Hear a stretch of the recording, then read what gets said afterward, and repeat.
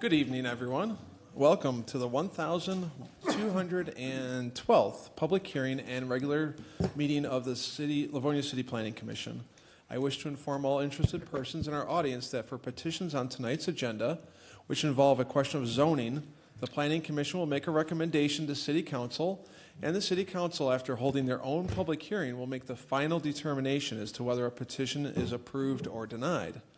The Planning Commission holds the only public hearing on requests for preliminary plats and or vacating petitions. The Commission's recommendation is forwarded to City Council for the final determination as to whether the petition is accepted or rejected. If a petition requesting a waiver of use or a site plan is denied tonight, the petitioner will have 10 days in which to appeal the decision in writing to City Council. Resolutions that are adopted by the City Planning Commission will become effective 7 days after the date of adoption. The Planning Commission and professional staff have reviewed each of these petitions upon their filing. Staff has furnished the Commission with both approving and denying resolutions, which the Commission may or may not use depending on the outcome of the proceedings tonight. If our Secretary is ready, please call the roll. Mr. Bonjero. Here. Mr. Long. Here. Ms. DeNaro. Absent. Mr. Ventura. Is here. Caremagno is here. Chairman Wilshaw. Is here. Also with us tonight, we have Jacob Uhazi from our planning staff, Scott Miller, and also Stephanie Reese. They're all from our planning staff and will be helping us along with the meeting tonight by giving us background information and helping answer questions that we may have for them. For folks in our audience that may have not been to one of our previous meetings, the format of the meeting is we have a number of items on our agenda tonight. We'll read the item. Our planning staff will give background information about that item. We'll then have the petitioner come forward and make their presentation. We may have some questions for them. And then there will be an opportunity for others in the audience who wish to speak for or against a petition to come forward after that. Once we hear from everyone, we'll then make our decision on each of these items. So with that, we're going to start with item number 1 on the public hearing section of our agenda. Petition 2024-03-02-06 submitted by Wade Shows, Inc., requesting waiver use approval under sections 3.11 and 6.56 of the Livonia zoning ordinance as amended to conduct a carnival in the parking lot of the former Sears, sponsored by the Livonia AM Rotary Club, consisting of amusement rides, games, and food concessions from May 29, 24 through June 10, 24 on the property 29,500 7 Mile Road, located on the northwest corner of 7 Mile Road and Middle Belt Roads in the southeast quarter of Section 2. Thank you, Mr. Secretary. Mr. Uhazi? Good evening. This is a request to conduct a carnival in the parking lot of the former Sears lot. The location, as mentioned, is the northwest corner of 7 Mile and Middle Belt. The current zoning is C2. The surrounding neighborhoods include Livonia Marketplace, C2 to the west. To the north is St. Martin's Avenue, which is commercial C1 and C2, as well as Nottingham Village Condos, which is zoned NM1. To the east, across Middle Belt, is commercial C2 and C1 properties. And to the south, across 7 Mile, is the Mid-7 Shopping Center, which is zoned C2. Operation of a carnival is allowed with waiver use approval subject to section 6.56 of the zoning ordinance. Carnivals may be allowed for periods not to exceed 2 weeks. The proposed carnival will be for 12 days, lasting from May 23rd through June 9th, 2024. The proposed hours of operation are as follows: Monday through Friday from 4 p.m. to 11 p.m., weekends, Saturday and Sunday from 12 p.m. to 11 p.m., and then on Monday, June 10th, the carnival would be closed, broken down, and moved to its next location. The carnival area, which measures approximately 660 feet east-west by 320 feet north-south, would have the same layout used as in years past.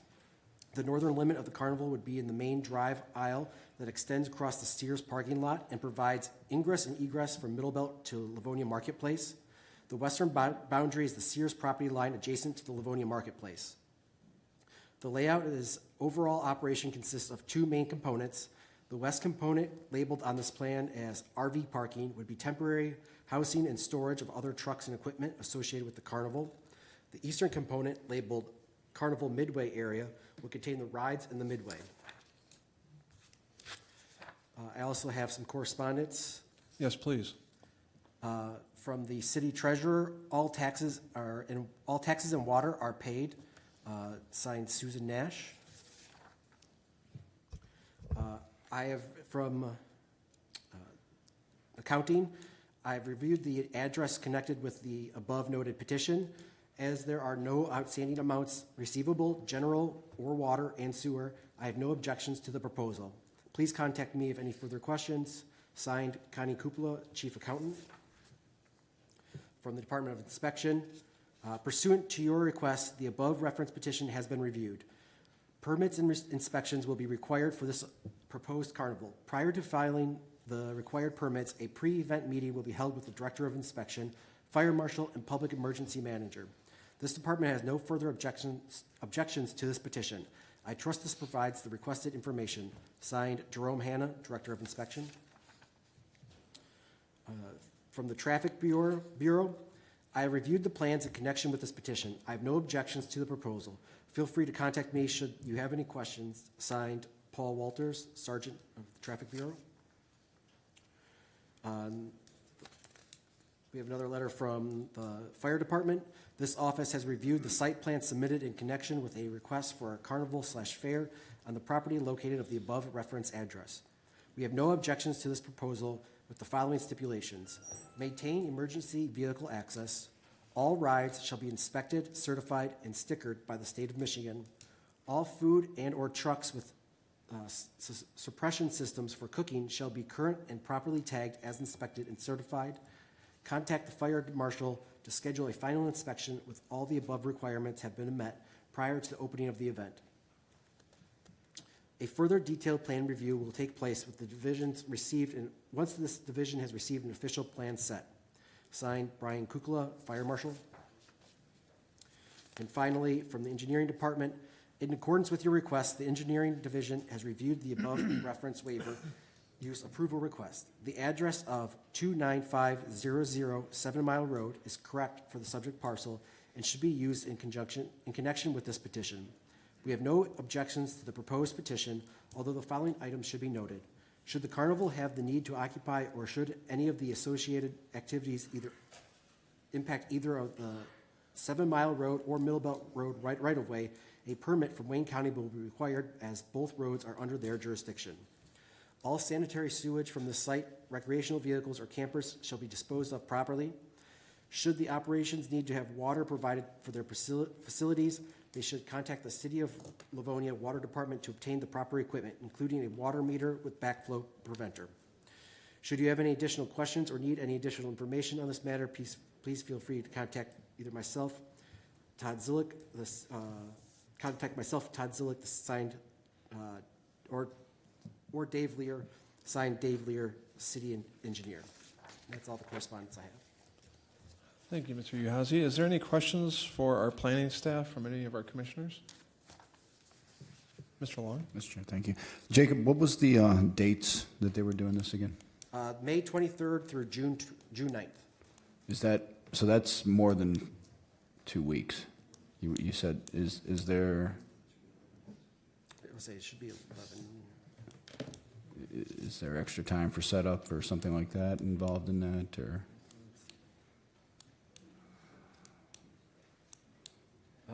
It should be May 9th or 23rd.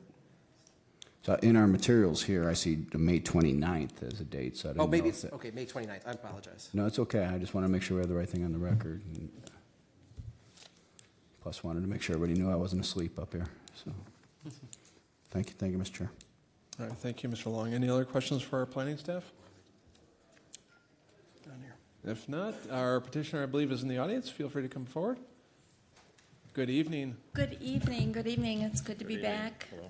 I'm Joanna Hardesty with Wade Shows. Pat Zukel with Livonia and Rotary. Thank you. And what would you like to tell us about your carnival this year? Nothing new. I believe this is our 11th year, and nothing has changed. Nothing has changed this year. Nothing different. All right, thank you. Let's see if there's any questions from any of the commissioners for you. Thank you for being here, Ms. Hardesty. Is there any questions for our petitioner, Mr. Long? Thank you. Nothing's changed, so the inspection by the state, inspection of all the right rides is still the same? Absolutely, absolutely. The rides are inspected at our first event in Michigan, and the permits that were held on those rides are good until that inspection takes place. So Great, we're all thank good. you. Thank you, Mr. Chair. Thank you, Mr. Long. Any other questions? I don't see any other questions from the commissioners. Is there anyone in the audience wishing to speak for or against this item? I don't see anyone coming forward. Just a quick question. Please come to the podium, ma'am. Sam can answer this. How do you handle trash and recycling for an event like this? You guys have already arranged that? I mean, Let me check with the petitioner and see the answer on that one. And by the way, can we get your name and address for our Betsy record? Calhoun, Betsy. 33023 Granada. Thank you, Ms. Calhoun. Ms. Hardesty, trash, how is that handled? Do you contract those? We do contract those services out, yes. We do Okay. have them on site. Okay. Just, thanks. Okay, very good, thank you. Any other folks in the audience wishing to speak on this item? If not, Ms. Hardesty, is there anything else that you'd like to say before we make our decision? Just thank you for your consideration again. It's been great. This event has been great. The area, the location is perfect, and we look forward to being here again. Okay, very good, thank you. It's great for the Rotary Club, and it's great for the city of Livonia. All right, great, Thank thank you. you. Thank you for your comments. If there's no other comments from our petitioner or any questions from our commission, I will close the public hearing and a motion will be in order. Mr. Chair. Mr. Caremagno. This request to conduct a carnival sponsored by the Livonia AM Rotary Club in the parking lot of the former Sears at 29500 7 Mile Road is hereby approved, subject to the city council approval and the following conditions. Number one, the carnival shall be limited from May 29th through June 10th of 2024. Number two, the carnival shall be confined to the areas illustrated on the plan received by the Planning Commission on March 11th, what's the date today? April 23rd. April 23rd. April 23rd, 2024. All rides, food, concessions, booths, and other equipment and apparatus relating to the carnival operation shall be at least 60 feet from the right-of-ways of 7 Mile Meadowbelt roads. Number four, the temporary housing and storage of trucks and equipment associated with the carnival shall be in the property's southwest corner, as shown on the plan, no closer than 60 feet from the right-of-way of 7 Mile Road. Number five, the hours of operation shall be limited to Monday through Friday from 11 to 4 to 11 p.m., on Saturday and Sunday from 12 p.m. to 11 p.m. And number six, permits and inspections are required. Wade shows shall request a pre-event meeting with the Director of Inspection, Fire Marshal, and Emergency Preparedness. Subject to the preceding conditions, the petition is approved for the following reasons. The proposed use complies with all the special waiver and general waiver use standards and requirements outlined in section 6.56 and 13.13 of the Livonia zoning ordinance as amended. The site can accommodate the proposed use. The carnival will not disrupt the normal traffic flow, and circulation in the area will not impede access to neighboring properties, and no reporting city departments object to proposed use. Thank you, Mr. Caremagno. Is there support? Support. We have a motion made by Mr. Caremagno, supported by Mr. Bonjero. Is there any discussion on the motion?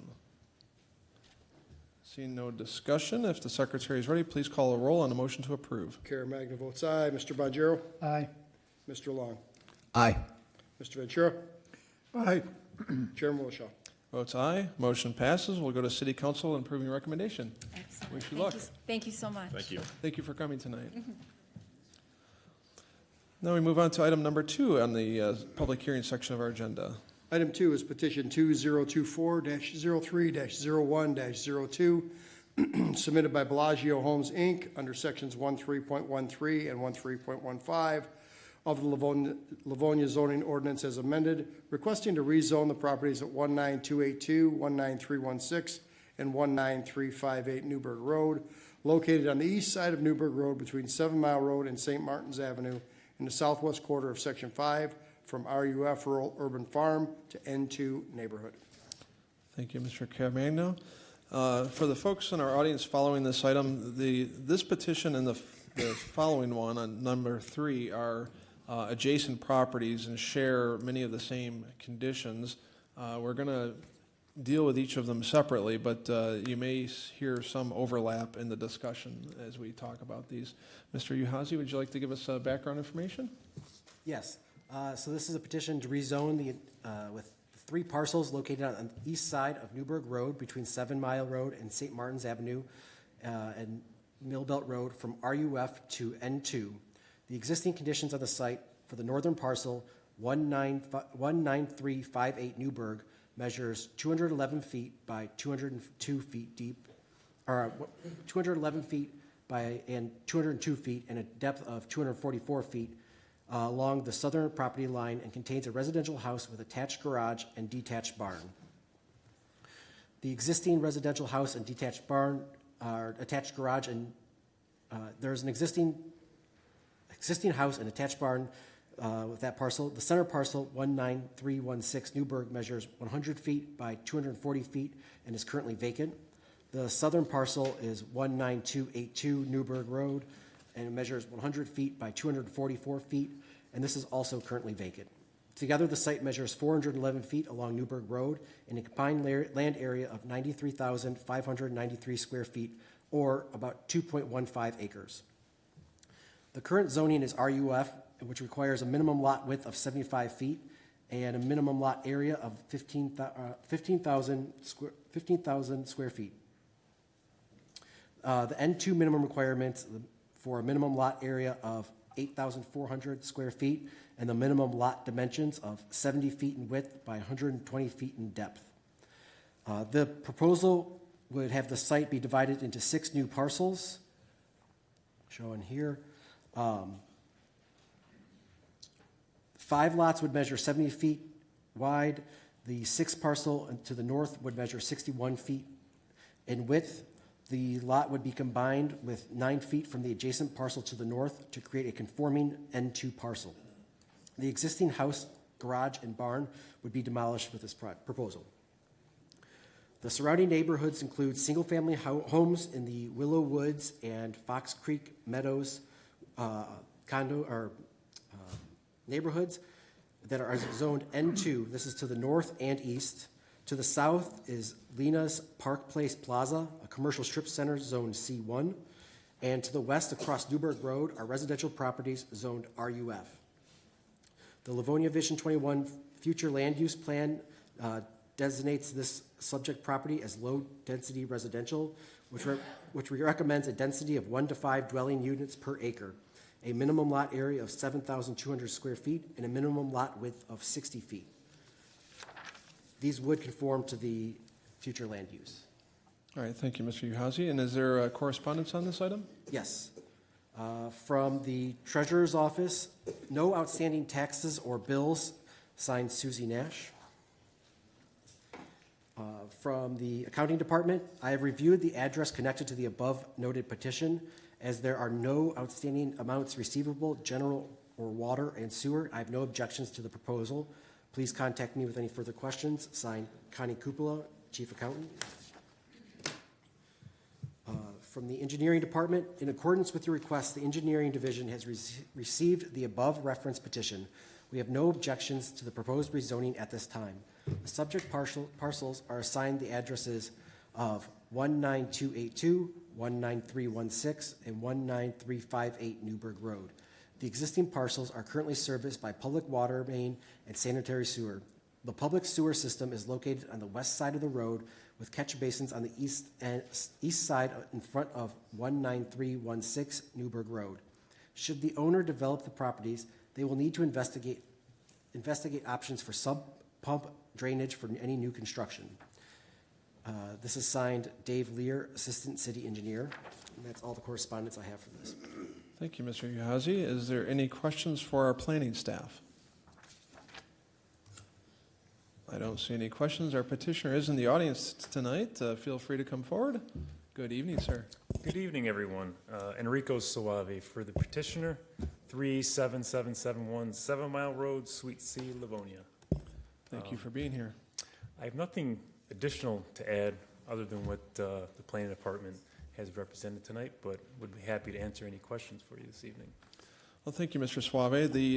And as we've mentioned with these types of petitions in the past, I'll remind anyone in our audience that's interested in this petition that this is a rezoning request. This and the following agenda item are both rezoning requests. We're going to focus on the zoning from RUF to N2 as the main topic of discussion. There will not be a lot of discussion in regards to the actual development of the site in terms of what the houses are going to look like or those types of things, because this is a rezoning request. That will come in a separate process later on when we get to that part of the petition. Once the rezoning or the zoning request is sent through to City Council, then the petitioner will file paperwork for the development of the homes, and we'll have an opportunity then to look at what they're going to propose for this site. So with that, is there any questions for our petitioner from any of our commissioners? Mr. Ventura. Thank you, Mr. Wilshaw. Mr. Suave, just to be clear, the site plan that is attached to your petition shows that the northernmost lot is only 61 feet wide.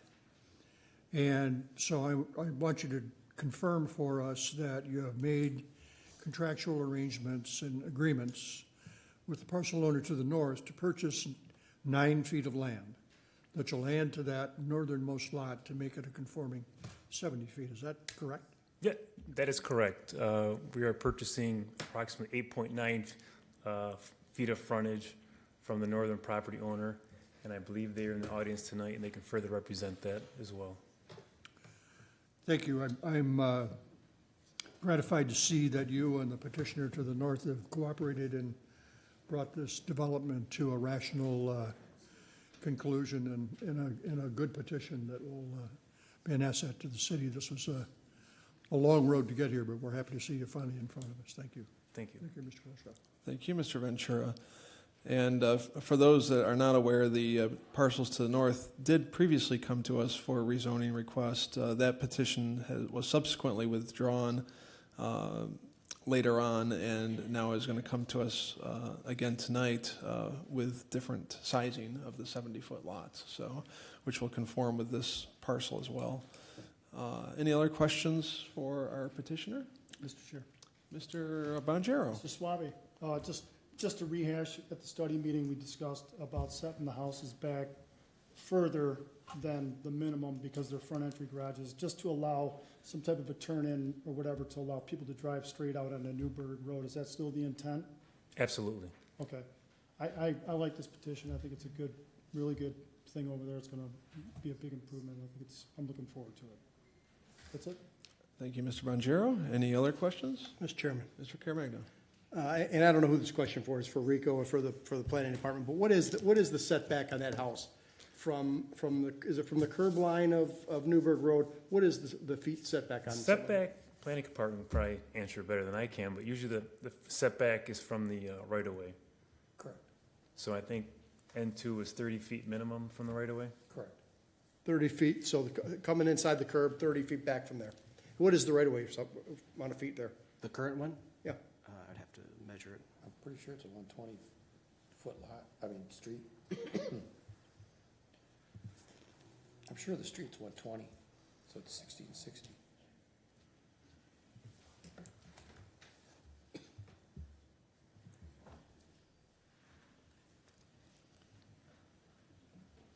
Does that answer your question, or would you like them to? I think so. So you're saying it is 20 or is it? Yeah, it's a 120 street, so it's 60 and 60 from the center line. Okay, If that's what you're asking. that's good. Thank you. Yeah, that's fine. All right. Thank you. Any other questions? Sorry. It's okay, Mr. Miller. We didn't intend on killing you as part of this meeting. Any questions for our petitioner? If not, any other questions from the commission, I will go to the audience and see if there's any comments that anyone wishes to make on this petition, for either for or against. And this is the rezoning of 3 of these parcels. Anyone wishing to speak for or against this item? I don't see anyone coming forward. Mr. Suave, anything else that you'd like to add before we make our decision? No, nothing further. Thank you. All right, thank you. If there's no other comments or questions from any of the commissioners, I will close the public hearing and a motion would be in order. Mr. Chairman, Mr. Ventura. I'll offer an approving resolution that the request to rezone the properties at 19282, 19316, and 19358 Newburgh Road from RUF to N2 is hereby approved, subject to city council approval for the following reasons. Number one, the proposed zoning change is compatible with and in harmony with the areas surrounding land uses and zoning districts. Number two, that the proposed zoning change will allow the subject properties to be subdivided into lots that comply with the N2 district regulations. Number three, the proposal represents a reasonable and logical plan with the subject properties that follow sound land use and planning principles.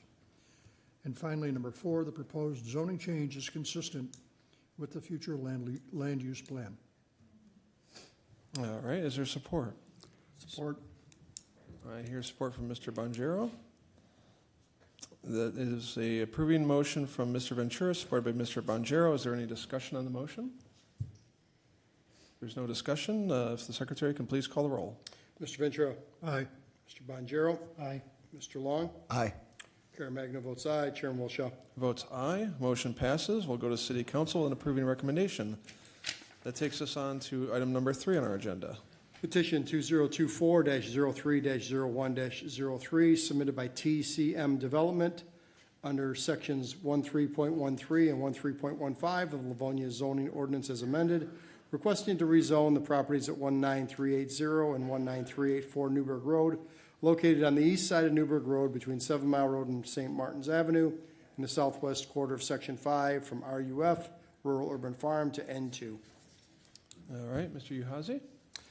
Okay, this rezoning request involves the property located at the east side of Newburgh Road. The existing conditions include 2 adjoining parcels. The northern parcel is vacant with 150 feet of frontage on Newburgh Road with a depth of about 200 feet. The southern parcel contains a residential house with attached garage and 186 feet of frontage on Newburgh Road with a depth of about 200 feet.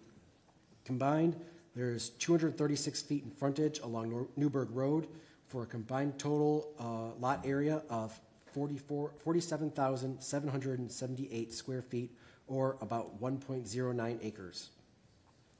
The N2 minimum requirements are the same as before: minimum lot area of 8,400 square feet, with the minimum lot dimensions of 70 feet in width and 120 feet in depth. The proposal, the site would be divided into 3 new parcels. 2 lots would measure 70 feet.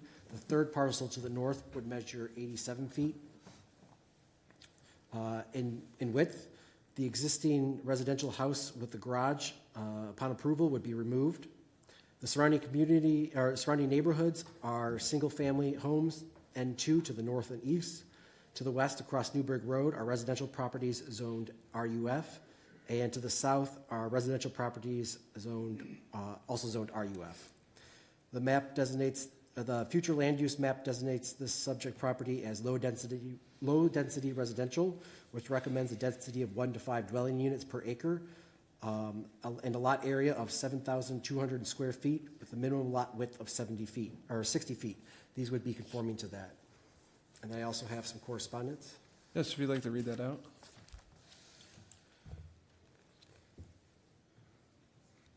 From the residential appraiser, a request has been made by TCM Development to rezone the property at 19380 and 19384 Newburgh Road from RUF to N2. Based on the plan submitted, it appears they want to combine the 2 parcels and then split them into 3 individual parcels, A through C. The lot split and combination must be submitted to the assessor's office. Please direct any questions to the assessor's office or livonia.gov for the lot split combination process. Signed, Kathy Sidler, residential appraiser. From the city treasurer, taxes and water are current for both parcels. Signed, Susie Nash. From the accounting department, I have reviewed the address connected to the above noted petition As there are no outstanding amounts receivable, general or water and sewer, I have no objections to the proposal. Please contact me if you have any further questions. Signed, Connie Cupola, Chief Accountant. From the Engineering Department, in accordance with your request, the Engineering Division has reviewed the above referenced petition. We have no objections to the proposed rezoning at this time. The subject parcels are assigned the addresses 19380 and 19384 Newburgh Road. The existing parcel is currently served by public water main and sanitary sewer. Water main is located on the east side of Newburgh Road, while the sanitary sewer is located on the west side and will require new crossings for the proposed parcel. There is no public stormwater available to the proposed parcels. Although there is an open drain to the north of parcel D, the developer will need to investigate options for the parcels to accommodate the required sump pump drainage, including placing a rear yard storm system and easement to service all 4 parcels. Should you have any questions on this matter, please feel free to contact myself or the city engineer, Todd Zillick. If you would prefer email, you can reach us at that. Signed, David Lear, Assistant City Engineer. And that's all the correspondence I have for this. Thank you, Mr. Uhazy. Is there any questions for our planning staff? I don't see any questions. Mr. Miller, you doing all right? Yeah. Okay, Thank good. Just want to make sure.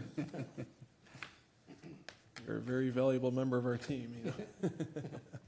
All right, I believe the petitioner is in the audience. If the petitioner is here, please come forward.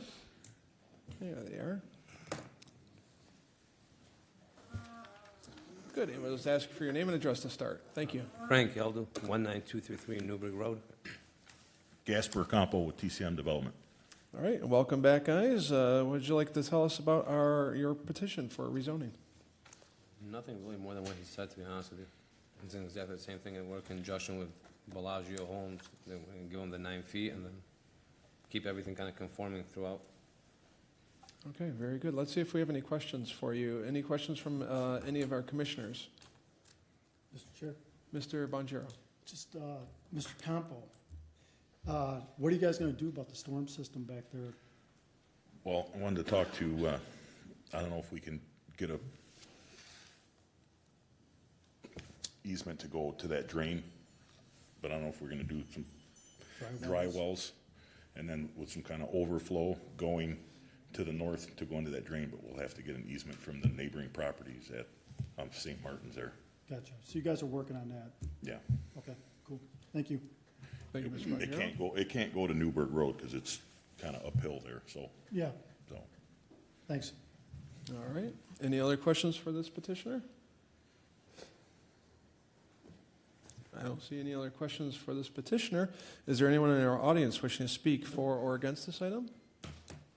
We do have one person coming forward. Good evening again, ma'am. Hi, Betsy Kelly, 33023 Granada.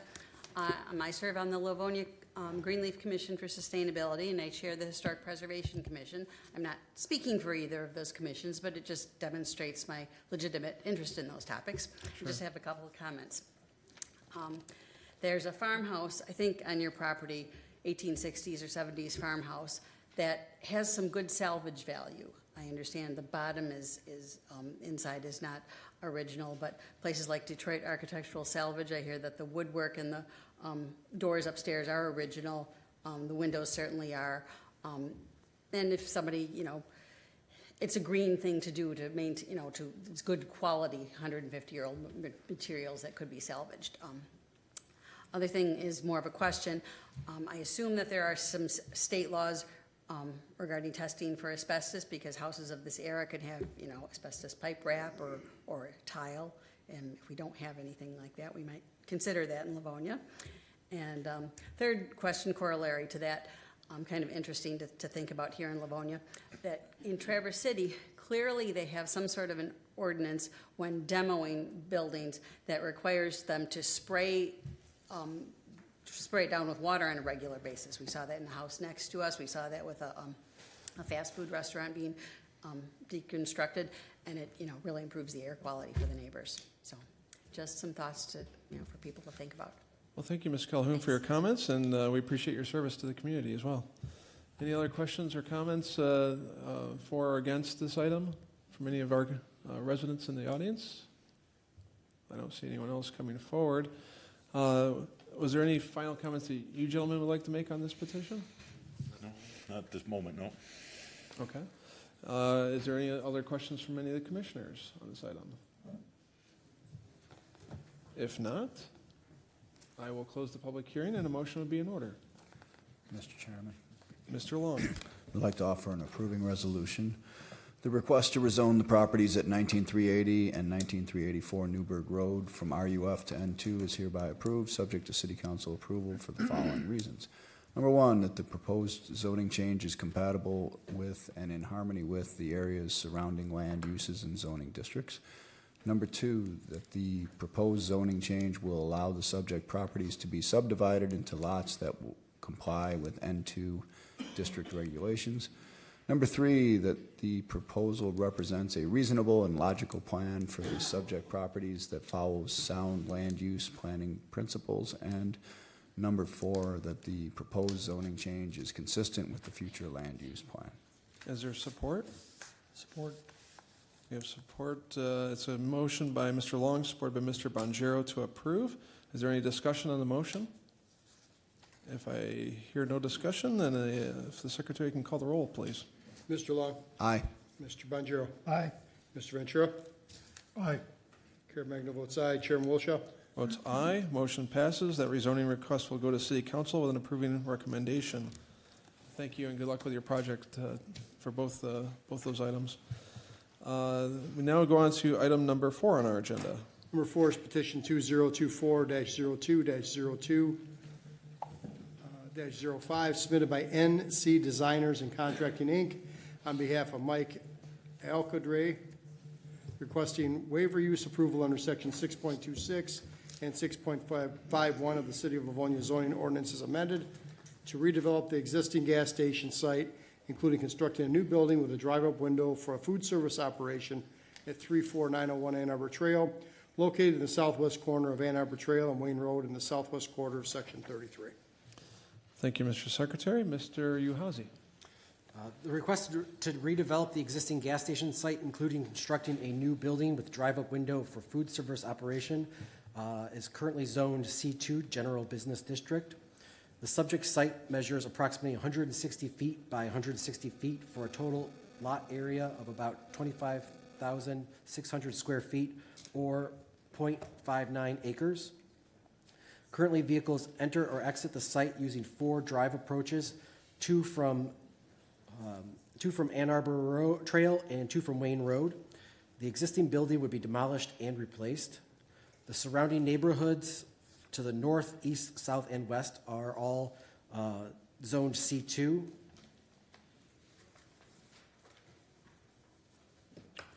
The new building would be a 1-story with about 3,800 square feet, which is about approximately 50% larger than the current building. The main entrance would be facing east towards Wayne Road. The drive-through would be located at the south end of the building. The plan appears to provide ample stacking space between the window and the main menu board. The restaurant would not have any indoor seating. The location and layout of the pumps and canopy would change, but capacity would remain the same. Vehicles enter and exit the site using 2 driveways on Wayne Road, but only 1 off Ann Arbor Trail. The driveway closest to the intersection of Ann Arbor Trail would be removed and replaced with landscaping. It would contain 4 dual-sided pumps with a canopy measuring 24 feet by 97 feet. The exterior finish would consist of brick, limestone, and composite siding.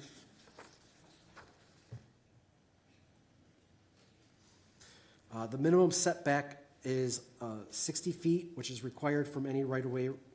However, under section 13.13, any special requirement of a waiver of use can be waived or modified by a separate resolution from City Council in which 2/3 of the council concurs. The new gas station convenience store would be approximately 100 feet from Wayne Road, but only 50 feet from Ann Arbor Trail, thus requiring the council modify the setback. Abutting C2 districts to the west and south the ordinance allows zero setback subject to applicable building codes and fire codes. The proposed building would be 36 feet from the western property and 30 feet from the southern property line. Parking for the gas station, parking for gas stations require a total of 8 parking spaces, and the proposed restaurant would require 7, for a total required parking of 15 spaces. The site plan shows 7 striped parking spaces and 8 more at the pumps. Cross-access and parking will be available on the adjacent property to the south. Dumpster enclosures are shown in the southwest corner. Design of the enclosure gates is consistent with the city's policy of requiring long-lasting solid panel material. Stormwater detention would be managed using an underground system. And the sign, for signage, the plans do not indicate any type of proposed signage for the site or building. And I have some correspondence as well. Okay, please go ahead with that. From the treasurer's office, all taxes and water are paid. Signed, Susie Nash.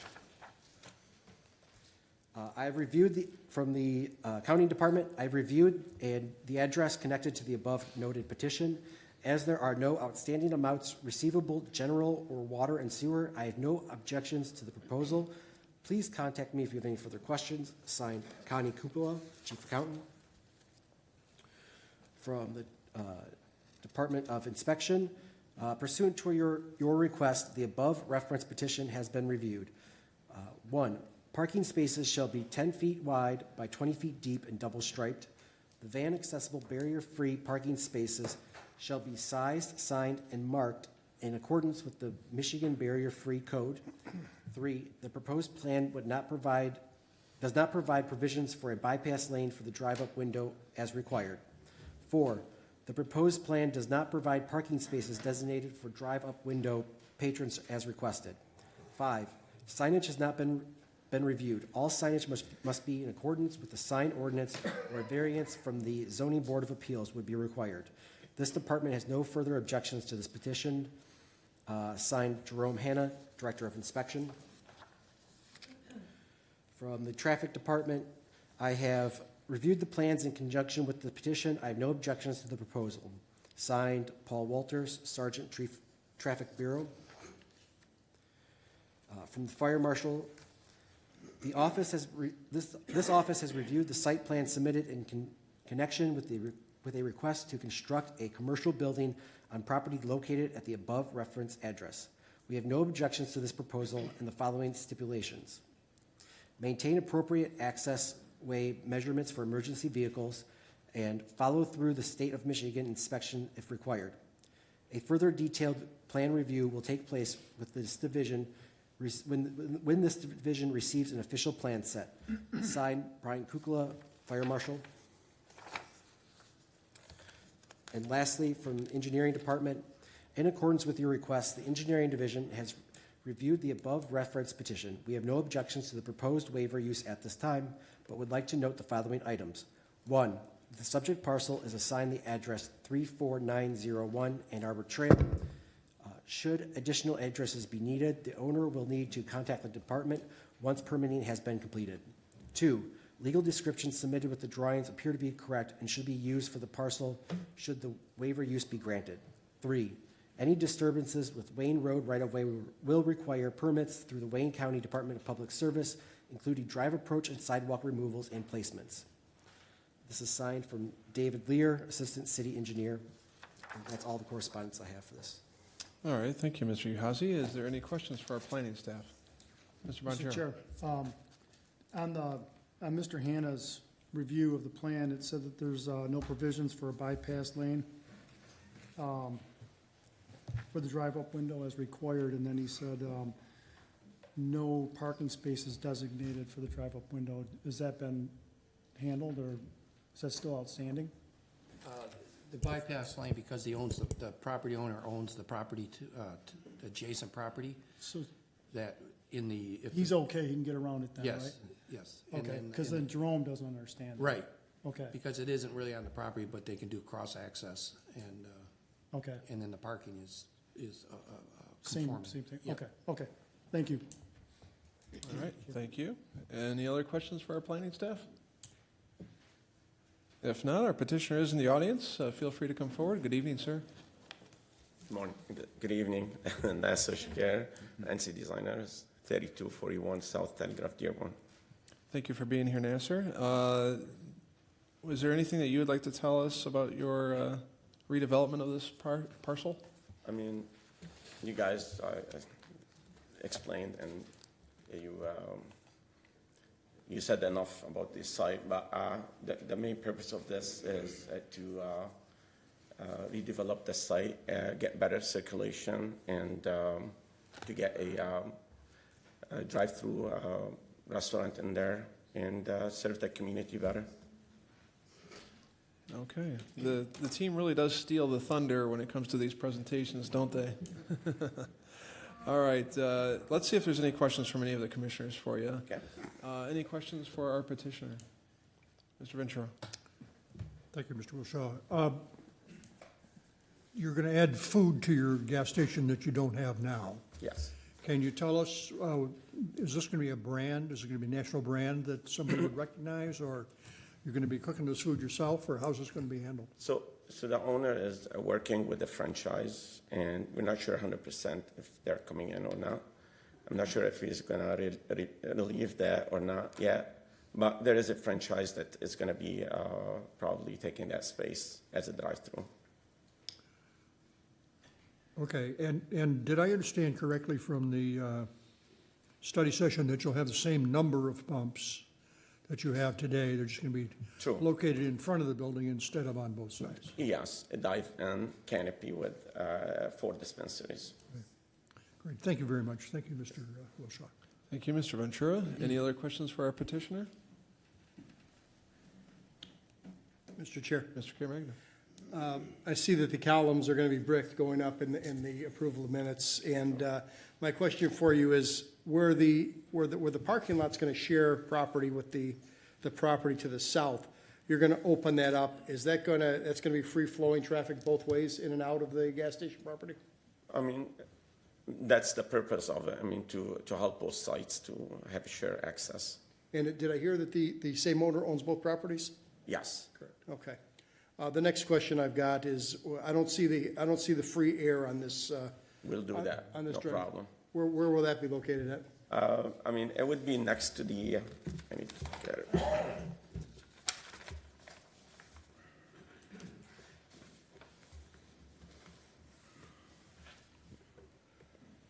Should be on one of the ends. I mean, that one, it would be a handicapped, and we'll put it on the other end, I believe. I'm sorry, what? We can put it on front of the building on the other end. Other end of what? Towards the, where we have the shared access. That's where it is now. Okay, so that'll remain the same? There'll be no change with that? No. Okay. I just didn't see it on here. Thank you. Okay. You stole my thunder. That's what I was going to ask. So it's going to be near the south end of the property, Nasser, is what you're saying? Yes. Okay. Where the cut through is? Yeah. Okay. All right. Any other questions for our petitioner?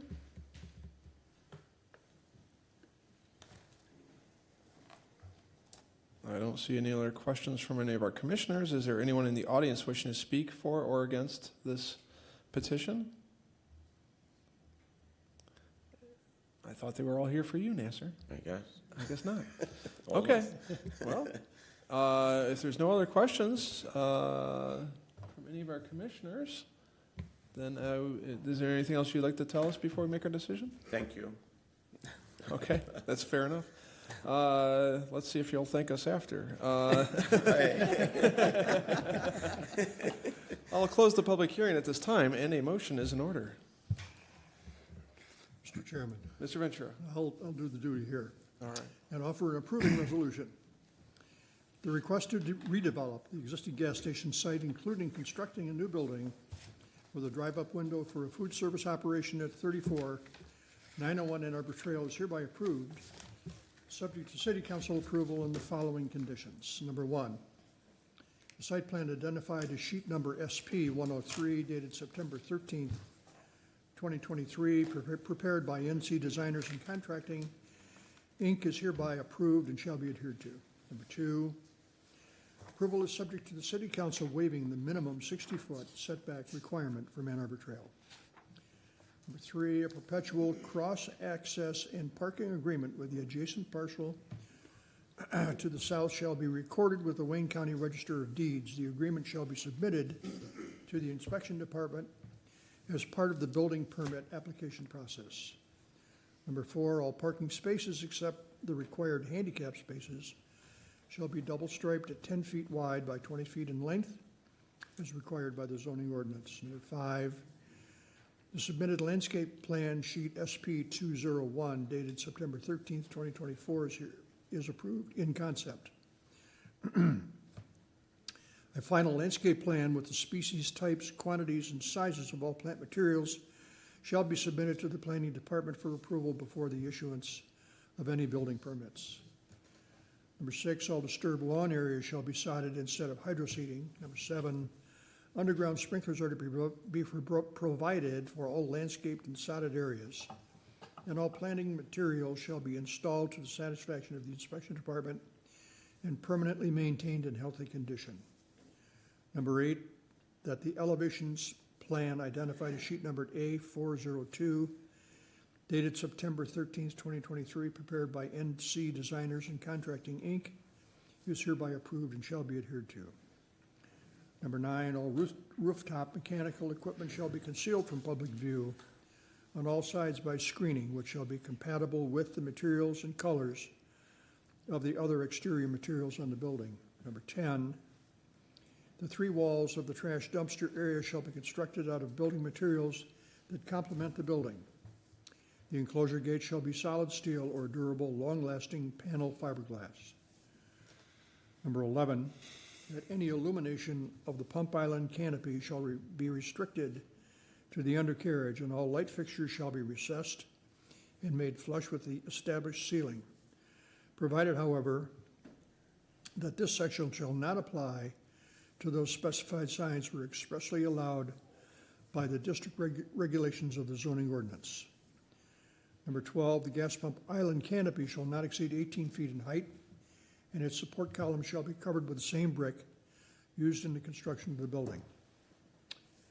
Number 13, all light fixtures shall not exceed 20 feet in height and shall be aimed and shielded to minimize stray light trespassing across property lines and glaring into adjacent roadways. Number 14, no outside storage, placement, or merchandise displays shall be permitted at any time on this site. Number 15, under section 6.26 of the zoning ordinance, free air shall be provided whenever the station is open for business. The free air shall be dispensed at the point of service without entering the station or performing any extra action to obtain the air without charge. Number 16, there shall be no vehicle vacuum equipment or outdoor storage of propane cylinders on the site. Number 17, the sale of ice shall be restricted to the inside of the building. Number 18, only conforming signage is approved with this petition, and any additional signage shall be separately submitted for review and approval by the Zoning Board of Appeals. Number 19, no LED light band or exposed neon shall be permitted on the site, including but not limited to the pump island canopy, building, or around the windows. Number 20, any type of exterior advertising such as promotional flags, streamers, or sponsored vehicles designed to attract the attention of passing motorists shall be prohibited unless approved by the proper local authority. Number 21, that the specific plans referenced in this approving resolution shall be submitted to the inspection department at the same time the building permits are applied for. And finally, number 22, under section 13.13 of the Livonia zoning ordinance as amended, this approval is valid for 1 year only from the date of approval by the city council. Unless a building permit is obtained, this approval shall be null and void at the expiration of said period. Is there support? Support. There's a motion to approve made by Mr. Ventura, supported by Mr. Long. Is there any discussion on the motion? There's no discussion. If the secretary is ready, please call the roll. Mr. Ventura. Aye. Mr. Long? Aye. Mr. Bonjero? Aye. Caremagna votes aye. Chairman Wilshaw. Votes aye, motion passes. We'll go to City Council with an approving recommendation. Good luck with your project. Thank you. Thank you for coming tonight. That takes us to item number 5 on our agenda.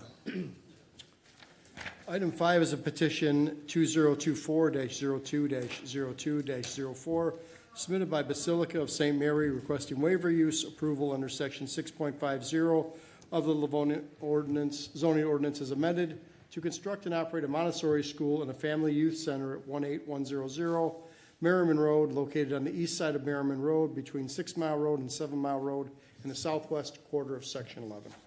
Thank you, Mr. Secretary. Mr. Uhazy.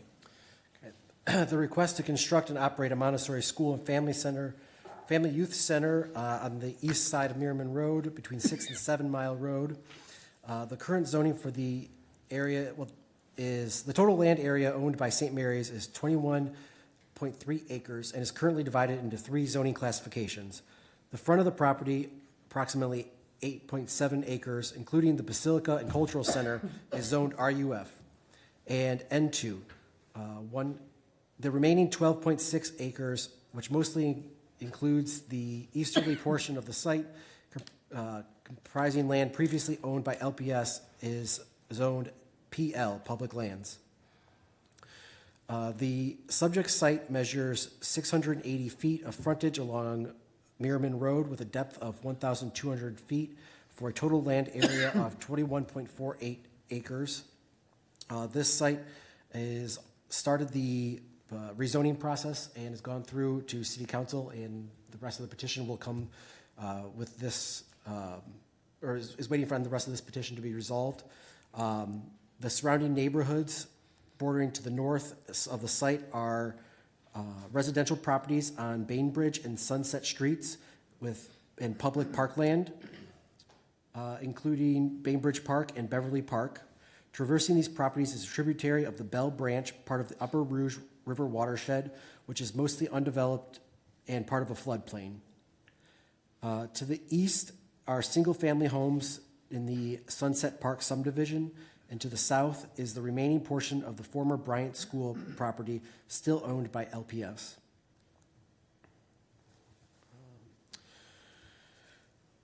For the proposal, that would be a construction of a new one-story building positioned directly east of the Cultural Center. The first floor area of 32,966 square feet and a maximum height of 35 feet with 7 classrooms, 3 multi-purpose rooms, and an approximate 900 square foot kitchen.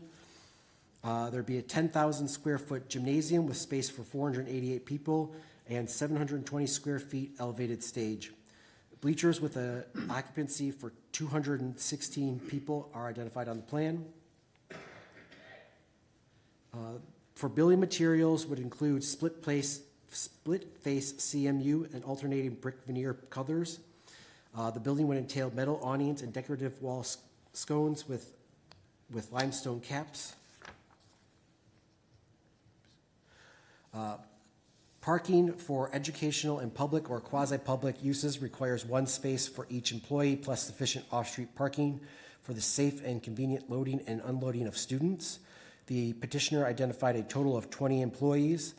This plan identifies 7,310 square feet of public or quasi-public use, which would require 146 spaces. The site plan shows 166 parking spaces. For landscaping, the site requires 13 interior parking lot trees, and 16 trees are present in the plan. To the south is a 20-foot wide green belt buffer with 1 tree per 20 linear feet. Stormwater would be maintained in an underground storage system beneath the parking lot located behind the building. And the average illumination for the parking lot and loading areas is 0.3 foot candles, which conforms to the zoning ordinance. I also have some correspondence with this. Yes, if you could please read that out. From the Treasurer's Office, all taxes and water are paid, signed Susie Nash, City Treasurer. From the Accounting Department, I have reviewed and the address connected with the above noted petition. As there are no outstanding amounts receivable, general or water and sewer, I have no objections to the proposal. Signed, Connie Cupola, Chief Accountant. From the Department of Inspection, pursuant to your request, the above reference petition has been reviewed. 1, if K through 12 grades are taught, the state of Michigan will have jurisdiction over the construction of the school. Construction plans would then be submitted to the state of Michigan for required building permits and inspections. This department has no further objections to this petition. Signed, Jerome Hanna, Director of Inspection. From the Traffic Bureau, I have reviewed the plans in connection with this petition. I have no objections to this proposal. Signed, Paul Walters, Sergeant, Traffic Bureau. From the Fire Department, this office has reviewed the site plan submitted in connection with a request to construct a commercial building on property located at the above referenced address. We have no objections to this proposal with the following stipulations adhering to the fire code. 1, sprinkler suppression system required with alarm monitoring. 2, fire hydrant with 100 feet of fire department connection. 3, maintain emergency vehicle access with required spacing distances per code. A further detailed plan review will take place with this division when this division receives an official plan set. Signed, Brian Kukla, Fire Marshal.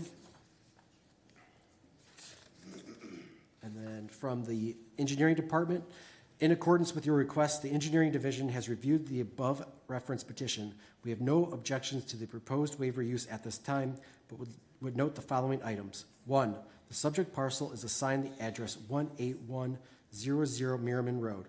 Should additional addresses be needed, the owner will need to contact the department once permitting has been completed. 2, the legal description submitted with the drawings appears to be correct and should be used for the parcel should the waiver use be granted. 3, the existing parcel is currently serviced by public sanitary sewer and water main, as well as private stormwater. The submitted drawings indicate that new services will be installed for the proposed structure, which will be reviewed during the permit submittal process. Based on the submitted drawings, we do not believe there will be negative impacts on the existing systems. 4, the drawings indicate the intention to provide stormwater detention on site, which will be required per the Wayne County Stormwater Ordinance. Stormwater calculations will be reviewed during the permitting process. 5, any disturbances with the Merriman Road right-of-way will require permits through the Wayne County Department of Public Services, including drive approach and sidewalk removals and replacements. This is signed Dave Lear, Assistant City Engineer.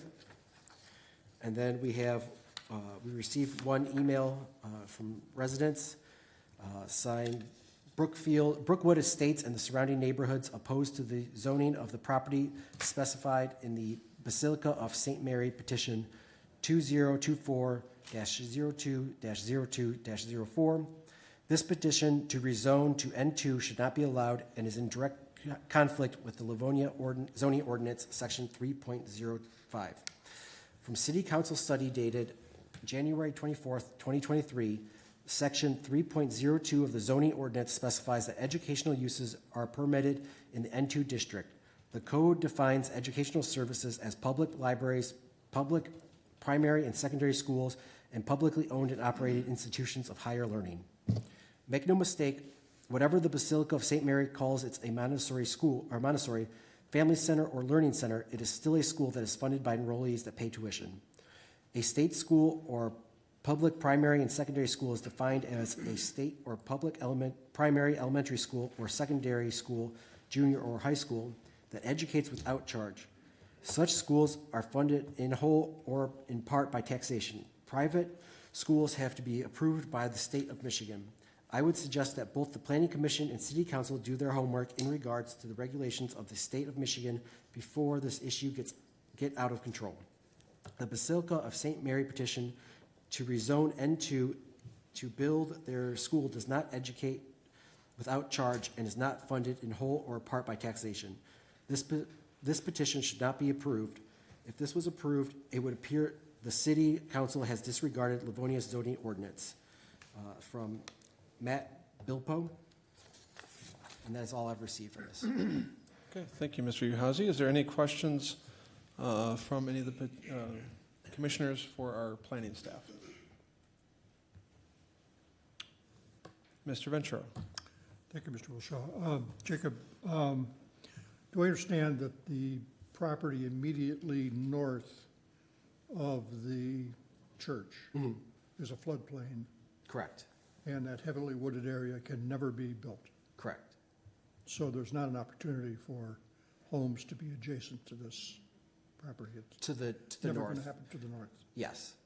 They have provided a detailed drawing of the, where the wetlands are and how that impacts the property.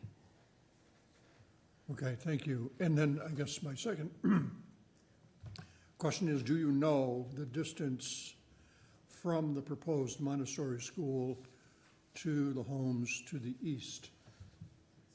To the east, let's see.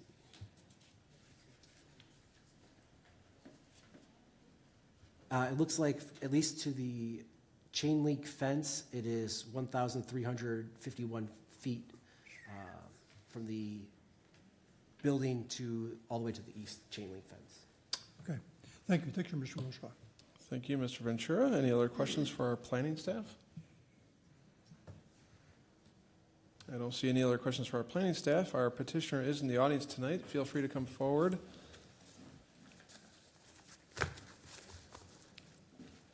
Good evening. Good evening, sir. Brandon Grisco, I'm an attorney for the petitioner, address 41700 6 Mile Road. Did I hear you correctly? It's Grisco? Grisco, Grisco, okay. very good. Thank- G-R-Y-S-K-O. Excellent. Thank you, sir. Yes, sir.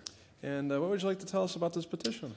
So as usual, the planning staff, Mr. Hazy did a great job explaining the project, some of the specifics related to the zoning ordinance and things like that, regarding how those factors are satisfied. I think at the study session, we had talked about that as well, and identified that we believe, at least, and I think, at least conceptually, the planning commission was sort of on board that the ordinance factors have been met.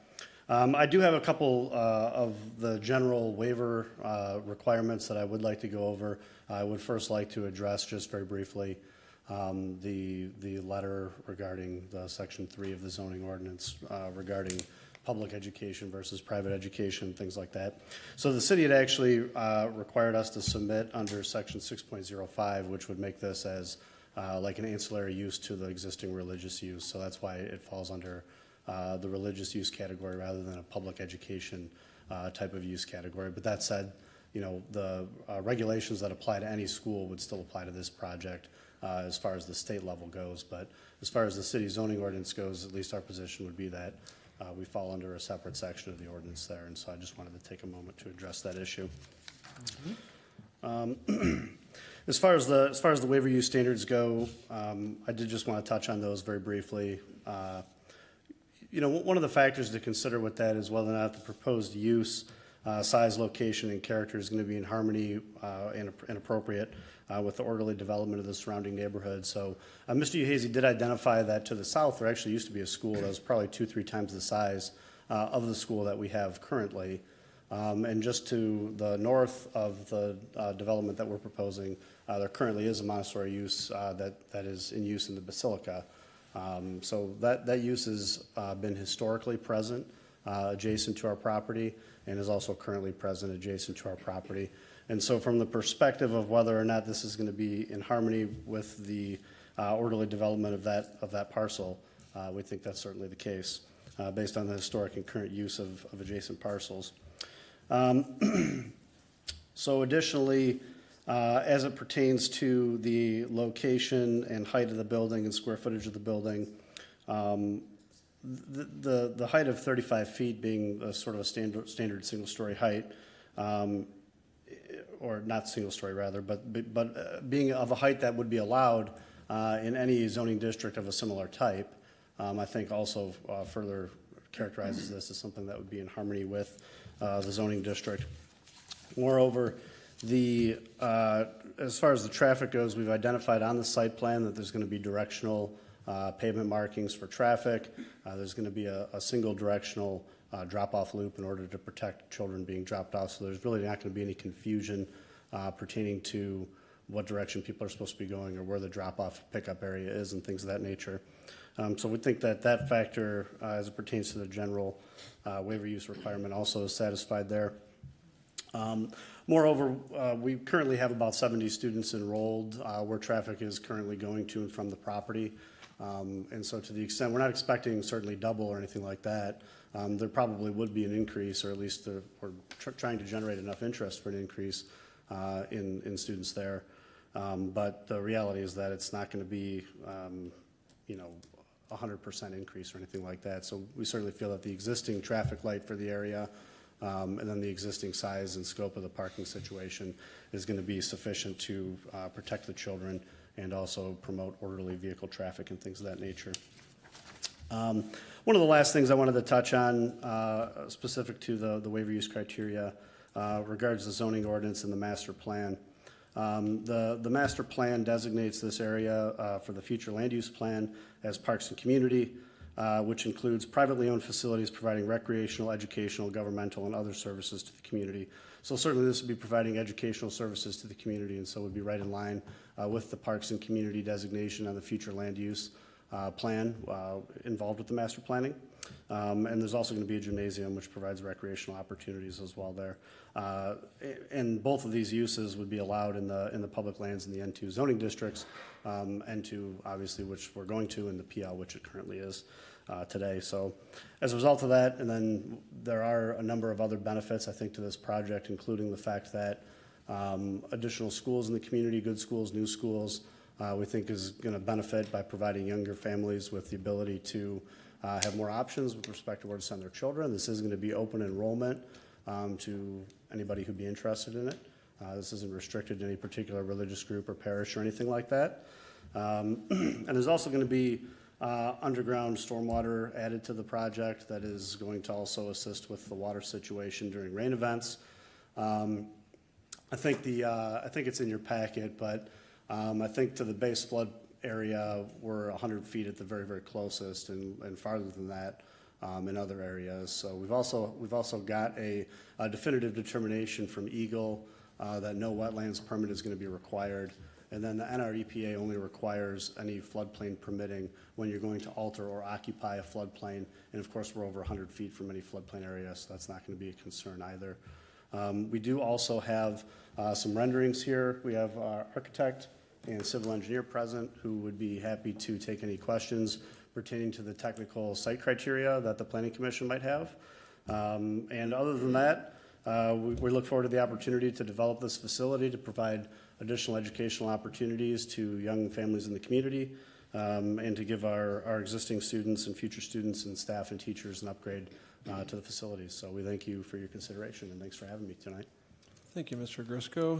I'm sure we will have some questions for you or some of your team there. Let's see if there's some questions regarding this petition from any of our commissioners. Anyone with questions for our petitioner? Mr. Ventura? Mr. Wilson, I'll ask a question. The package that we have that you really can't see, Mr. Grisco, has some renderings in it. And then it doesn't have the rendering that you see on the screen here. But in one of the renderings that we're looking at, the building is white. And then in the other renderings, the building is two-tone brown and tan brick. So that's it. Okay, great. That's a good answer. Yeah, there may have been an issue with the way the color showed up on the pictures or something. Okay, so but this is the way it's really official. going to end up. Great.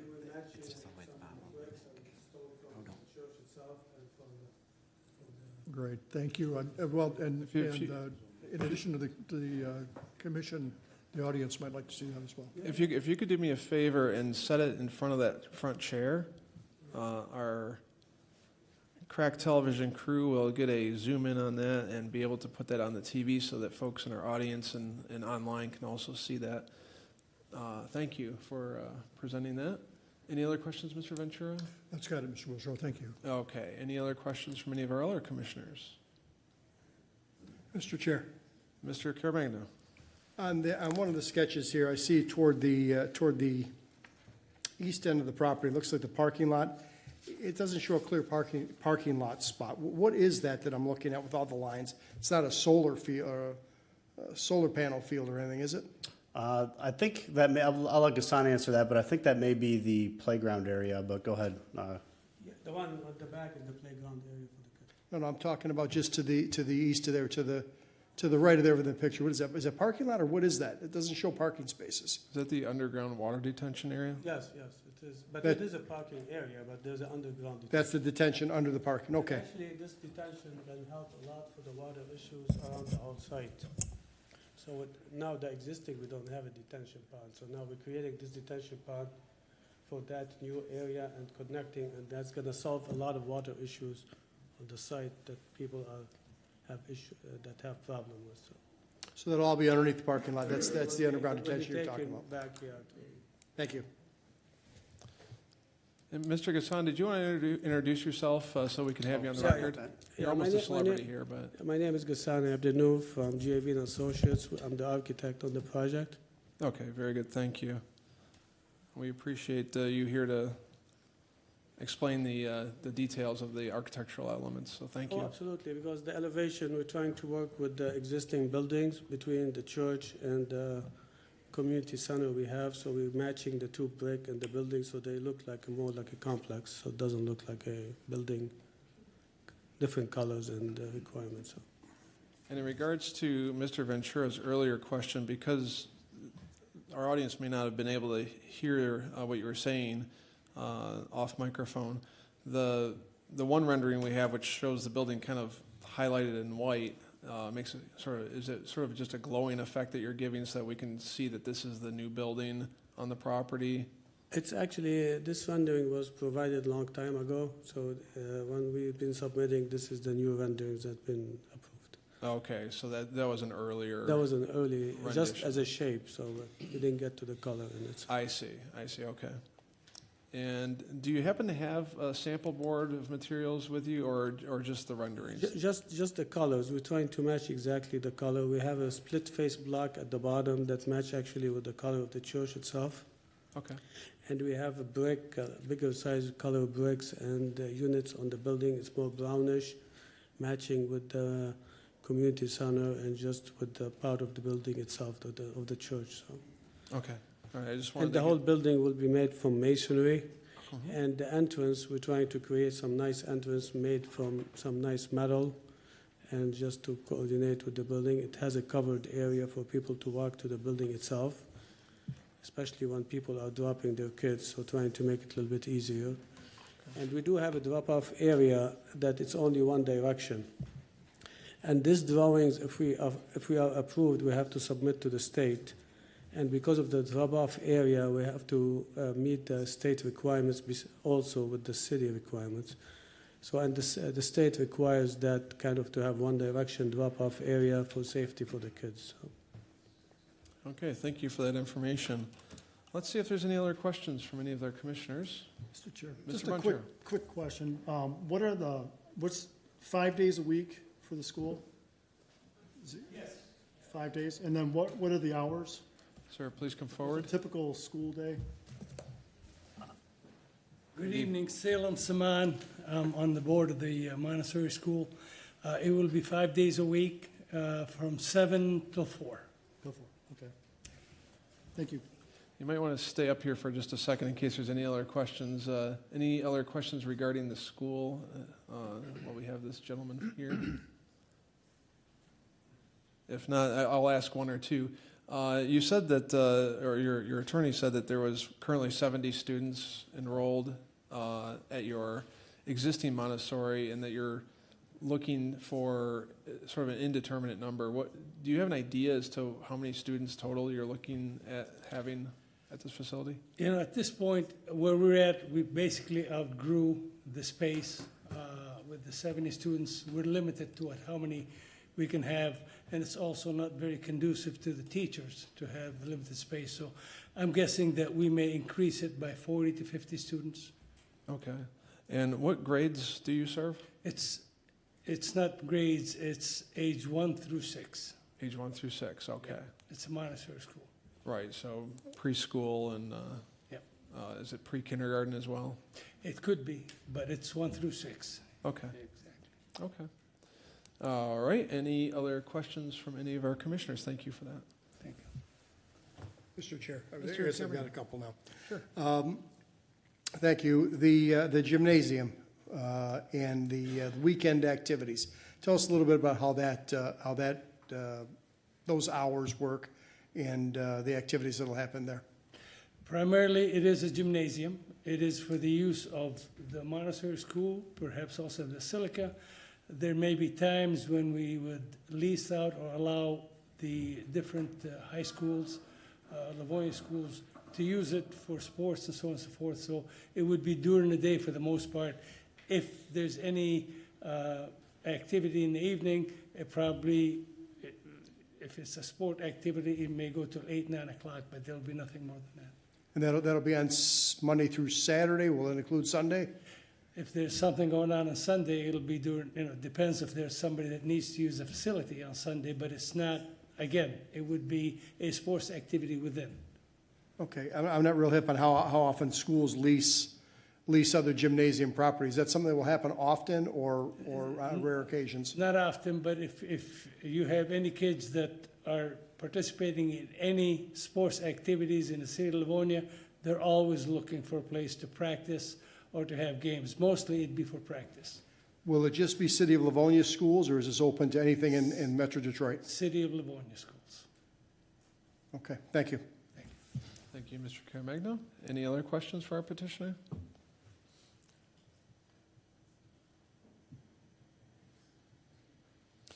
One other question, I guess, to sort of go off of Mr. Caremagno's last round of questioning, which is, obviously we know about the Montessori use of this school for grades or ages 1 through 6.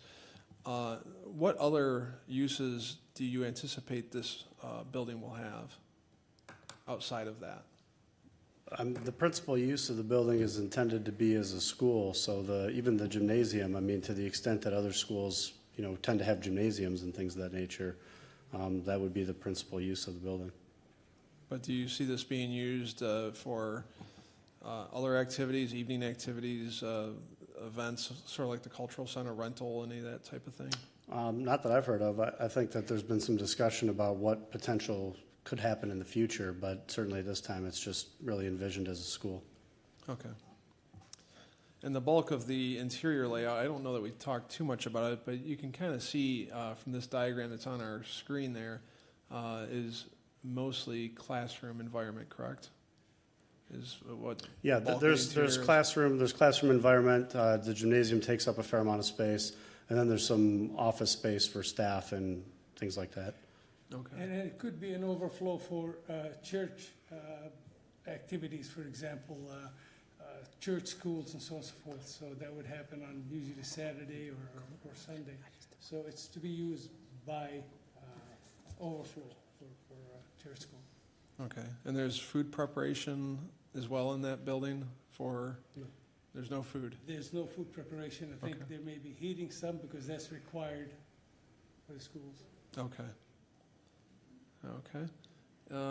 That's the only questions I have at this moment. Is there any other questions from anyone else? If not, we're going to go to the audience and see if there's anyone wishing to speak for or against this petition. I know we do have a lot of interest from people in the audience, so feel free to come forward to one of our 2 podiums and we will give you an opportunity to speak. I am going to set, because we do have a lot of people here, I'm going to ask that your comments be kept to 3 minutes. I will let you know when you're hitting the 3-minute mark so you can summarize and finish your comments. We do ask that you address the commission.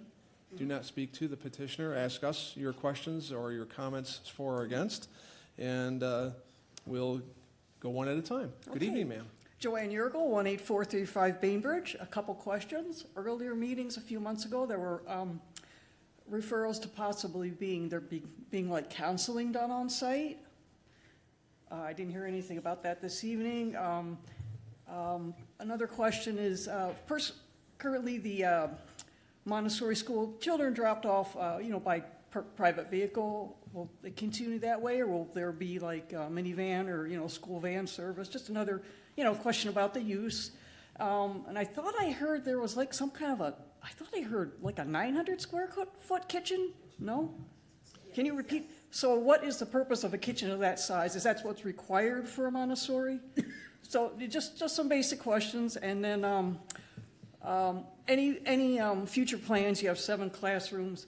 Any future plans to expand up to higher grades? Because Montessori, from my experience, there are people that are trained to teach maybe 2nd, 3rd, 4th, a little higher than the age 6. So, just looking for future plans since I live fairly close by. Thank you.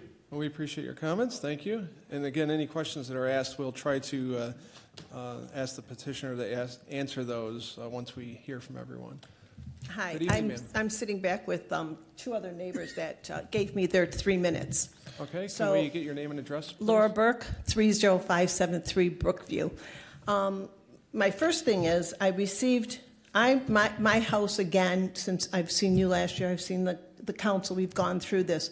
My fence is the property line of the church, okay? So we got this in the mail last year, and then we got this year. And they look like they're 2 different diagrams. So my question 1 is it different from the 23 diagram that we got? Because it looks like it's extended or it's not extended. And I believe what possibly could be extended now, because it was never brought up, is perhaps the parking lot. So I think you guys said it is 3153 feet to the east house, which would be my house. So I have no idea how long that is. If you said maybe a football field, I might figure that out or something.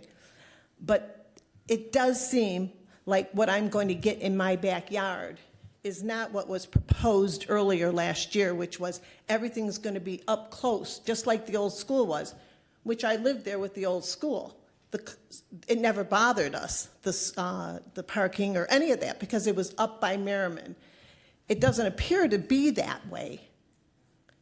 So I would like 2 things. I would like to invite all of you over to my house one evening and have a beer or coffee or something on the deck and see how many cars that I see in my windows, one window, from the church parking lot on a given day that they have their activities, which is fine.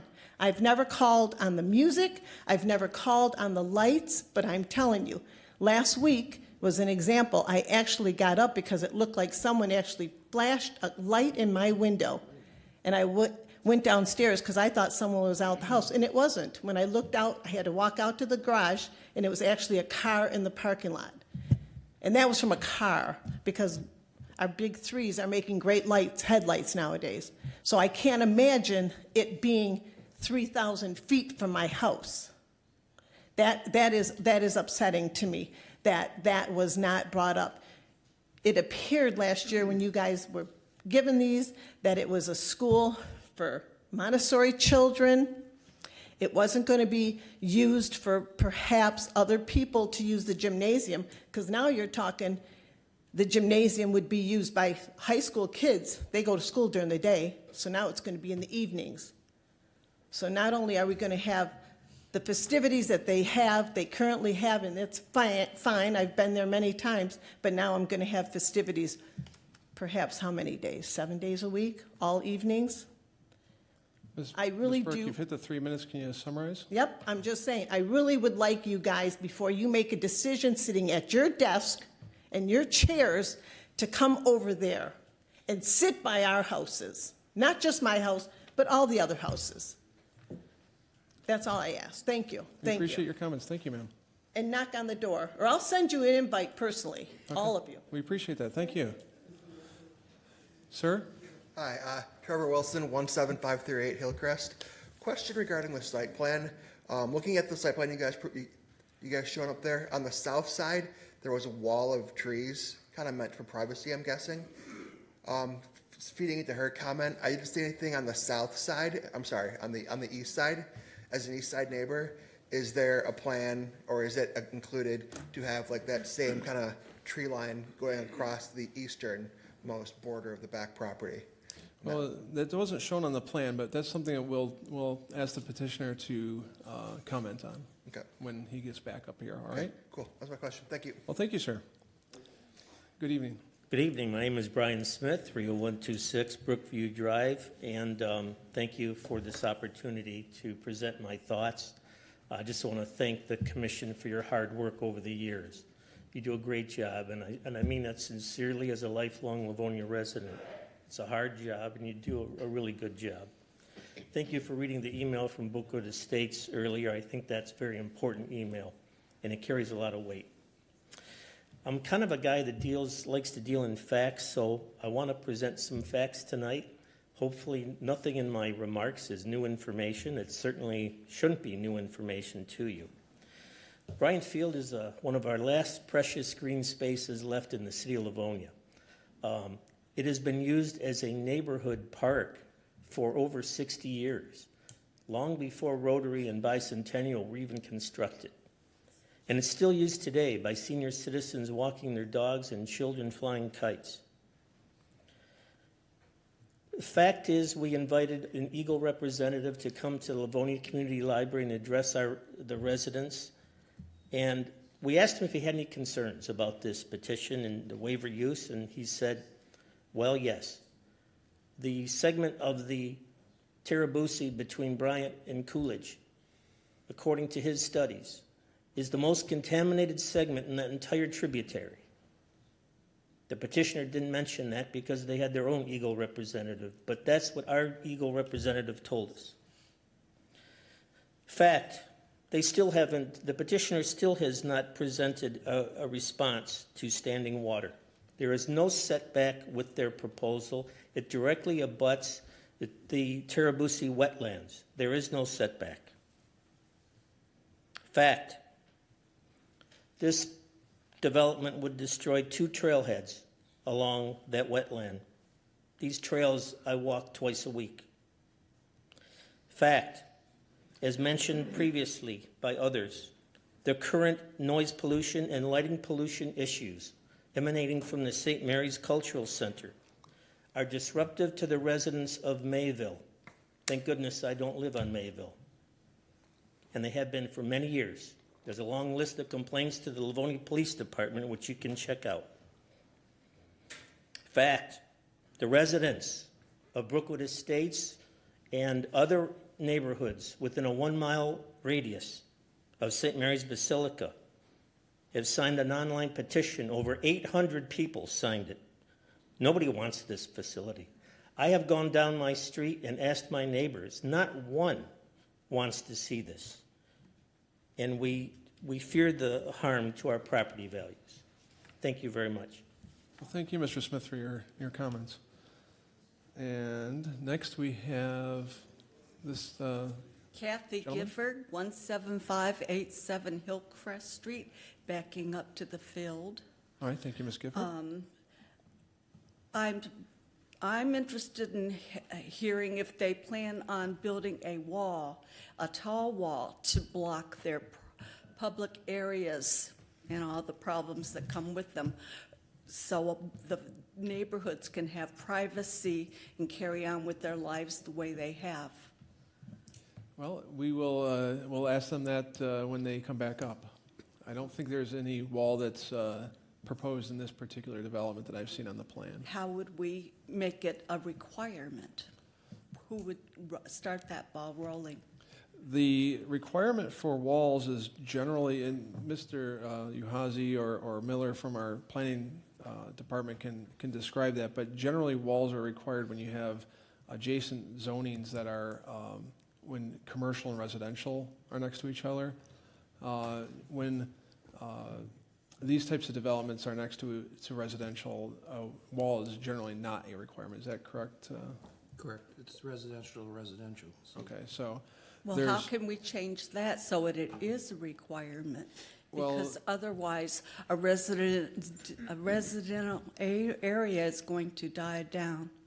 Well, that would require zoning change, because that's part of our zoning ordinances. But And- do realize that if you require a wall between two residential developments, that would also mean putting walls between everybody's houses. I'm sorry, residential wall between two houses or this commercial venture of the church and the residential homes that are already there? Right, well, Which is it? how Are you- they a residential zoning this area is now? residential zoning, yes, correct. They are they're now a residential zoning. Yes. But they're putting in commercial buildings. How did this come to be? This is not considered a commercial development based on the zoning ordinance. So a wall would not be required as part of the zoning currently. And where would we go to get that zoning correction done? Again, You can speak to city council on that. They start the process of rezoning requests. But like I said, in this case, you have two residential zonings next to each other. If you were to require a wall between two residential zonings, then that would also mean every residential zoning in the city in the future would require walls. So it could be a slippery slope. is the church property going to stay residential zoning once it has commercial buildings on it? We don't know what other development will happen on this property, but what we're dealing with right now is not a zoning question. We're dealing with a waiver use for this and a site plan for the building. I think the people in the audience want to hear about a wall protecting us from this venture. Well, That's something we're interested in. we're interested in your comments, and we appreciate your comments, but I can't keep going back and forth on this wall. I've explained what I can to you regarding what the zoning requires, and we do appreciate your thoughts of wanting a wall, and we'll take that into consideration. Thanks for your time. Thank you, ma'am. Gentlemen, would you like to speak? Mike Burgess, 30825 Mayville. Okay, I heard right now Montessori school has 70 students. Okay, and they're only talking about once they build the new school and the auditorium, they're going to gain another 40 or 50 students, possibly. That's what I heard. But at 5 Mile and Middle Belt, there's already a Montessori school there. On 7 Mile, there's a Montessori school there. And it's like, what are the residents of the surrounding area going to gain from that? If you grant them access to build this other school, you know, I don't know. We don't gain anything. We just lose. The traffic is going to be more. And I'm just wondering if the council will take that into consideration. You know, I've got nothing against the school. I got nothing against the church. Nothing against the father and all that. But, no, I'm just bringing that up. Okay. And is that gonna raise our taxes as homeowners? Because I live on Mayville, right next to the field where all this is gonna go on, you know? So, there are questions that people have not brought up, and I thank you for your time. Well, thank you for coming, and we do appreciate you raising those concerns. Thank you. Thank you, sir. Good evening. Good evening. Steve Johnson at 18240 Sunset. Originally, we were told the building would be used as a Montessori school for children ages 1 through 6. And concerns I and some of the others in the area have is that this building will turn into a commercial venture. The term family/youth center seems quite vague. All the way up and down Merriman, between 6 and 7, and to the east and west, is residential single-family homes. My question is, can there be a condition placed upon the waiver that the building will not be used for commercial venture or commercial operation and will only be used for religious purposes. Thank you. Thank you for your comments, sir.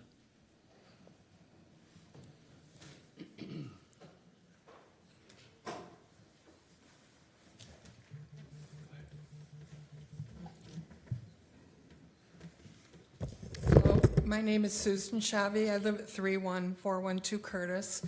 I live directly across the street from the church and have lived there since the church began building, even when Father George came from Syria and lived in the farmhouse. And I want to say that I support the church and I support their endeavors.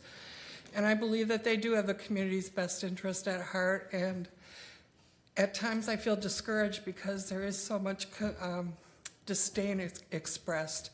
I too am a victim of the cars and the lights and things like that, but after living there a while, I just don't think about it. Anyway, I just want to say I do support the church and their endeavors. Well, thank you. Appreciate those comments. I believe there's a gentleman behind you also. Good evening. Hi, Paul Condon, 31115 Hillbrook. We live across on the other side, next to Bainbridge. Our houses are right in back of the larger green square. I can't see what it says, PL, Parkland. So we're we're the second house in. Originally, last time I saw the plans, I believe the gymnasium and the school would be on the south end of that of the property, if I'm correct on that. And the gymnasium, would that be at the east end or as behind the auditorium that's there now? Or is it the gymnasium and then the school, or the school and then the gymnasium? I couldn't see the layout from where I was sitting. I think I can explain it. The building itself will be pretty much directly behind the community center that's currently on the property. Okay. The gym, and correct me if I'm wrong, is on the west end of the building, closest to the community center. Is that correct? Correct. It's like the purplish gray. Okay, the purplish gray. So this building, as you see it right there, is oriented with north up. So it's in the correct. So Merriman is this way here, right? Yes, Yeah, you got okay. it. So, okay, the school, all right, so the gymnasium would be there. And it's about 35 feet high? Is that the top roof line or is that a rafter line? Do you know? That's the top of the roof for the gymnasium section. Is that correct? I believe so. Which is the highest point of the building. Okay. Correct. And then the area where the classrooms are is a little bit lower. Okay. And the only, I guess, concern that I would have is the lighting again. We often see from the parking lot our house back there, especially this time of the year, in the fall, from the fall and through the spring until the trees leaf out. We see a lot of lights from the parking lot. And I think they've gone to a lot of the LED lights, which are a lot brighter, as we all know. So if some considerations could be given to lighting hours. I know sometimes the lights go off about maybe 2 a.m. or 3 a.m. Sometimes they don't. So some consideration could be given possibly to that, and maybe using deflectors of some sort might be helpful. Well, we That was appreciate really that. Those excellent comments. Thank you very much. Thank you, Mr. Condon. Good evening, sir. Good evening.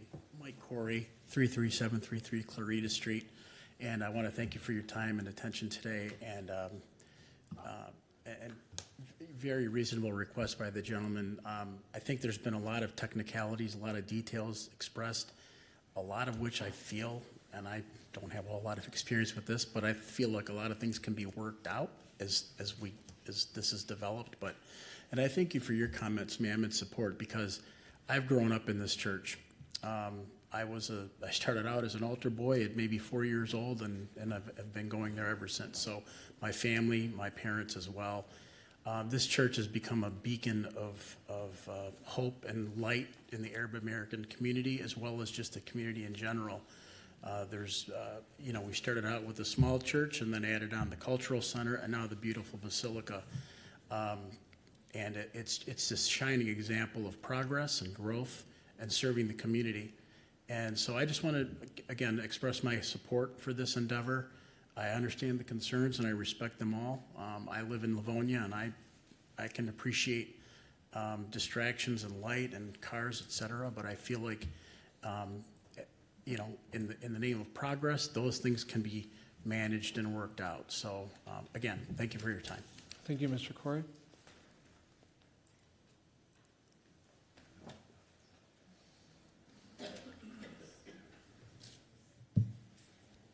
Hi. Good evening. Good evening, ma'am. Regarding the lady that said the car was lighting at her house in the middle of the night or I don't know when. I live in Sheffield subdivision, and behind me there are houses. Their driveways are facing my bedroom window. And they have teenager kids. They come home at 2 o'clock, 3 o'clock. I mean, I'm not going to sign a petition telling you to police them or whatever. We understand. Because I had kids grow up there too. Right. And they drove. They came in the middle of the night. The lights, I mean, most of the time, I'm sorry, I'm asleep. Okay. But, I mean, I don't know what she was trying to say. I'm sorry. I think we understand the concern. We'll talk to the petitioner when he comes up about Because that. if Montessori school is not going to have cars at night. Right. The activity center is not going to have cars at night either.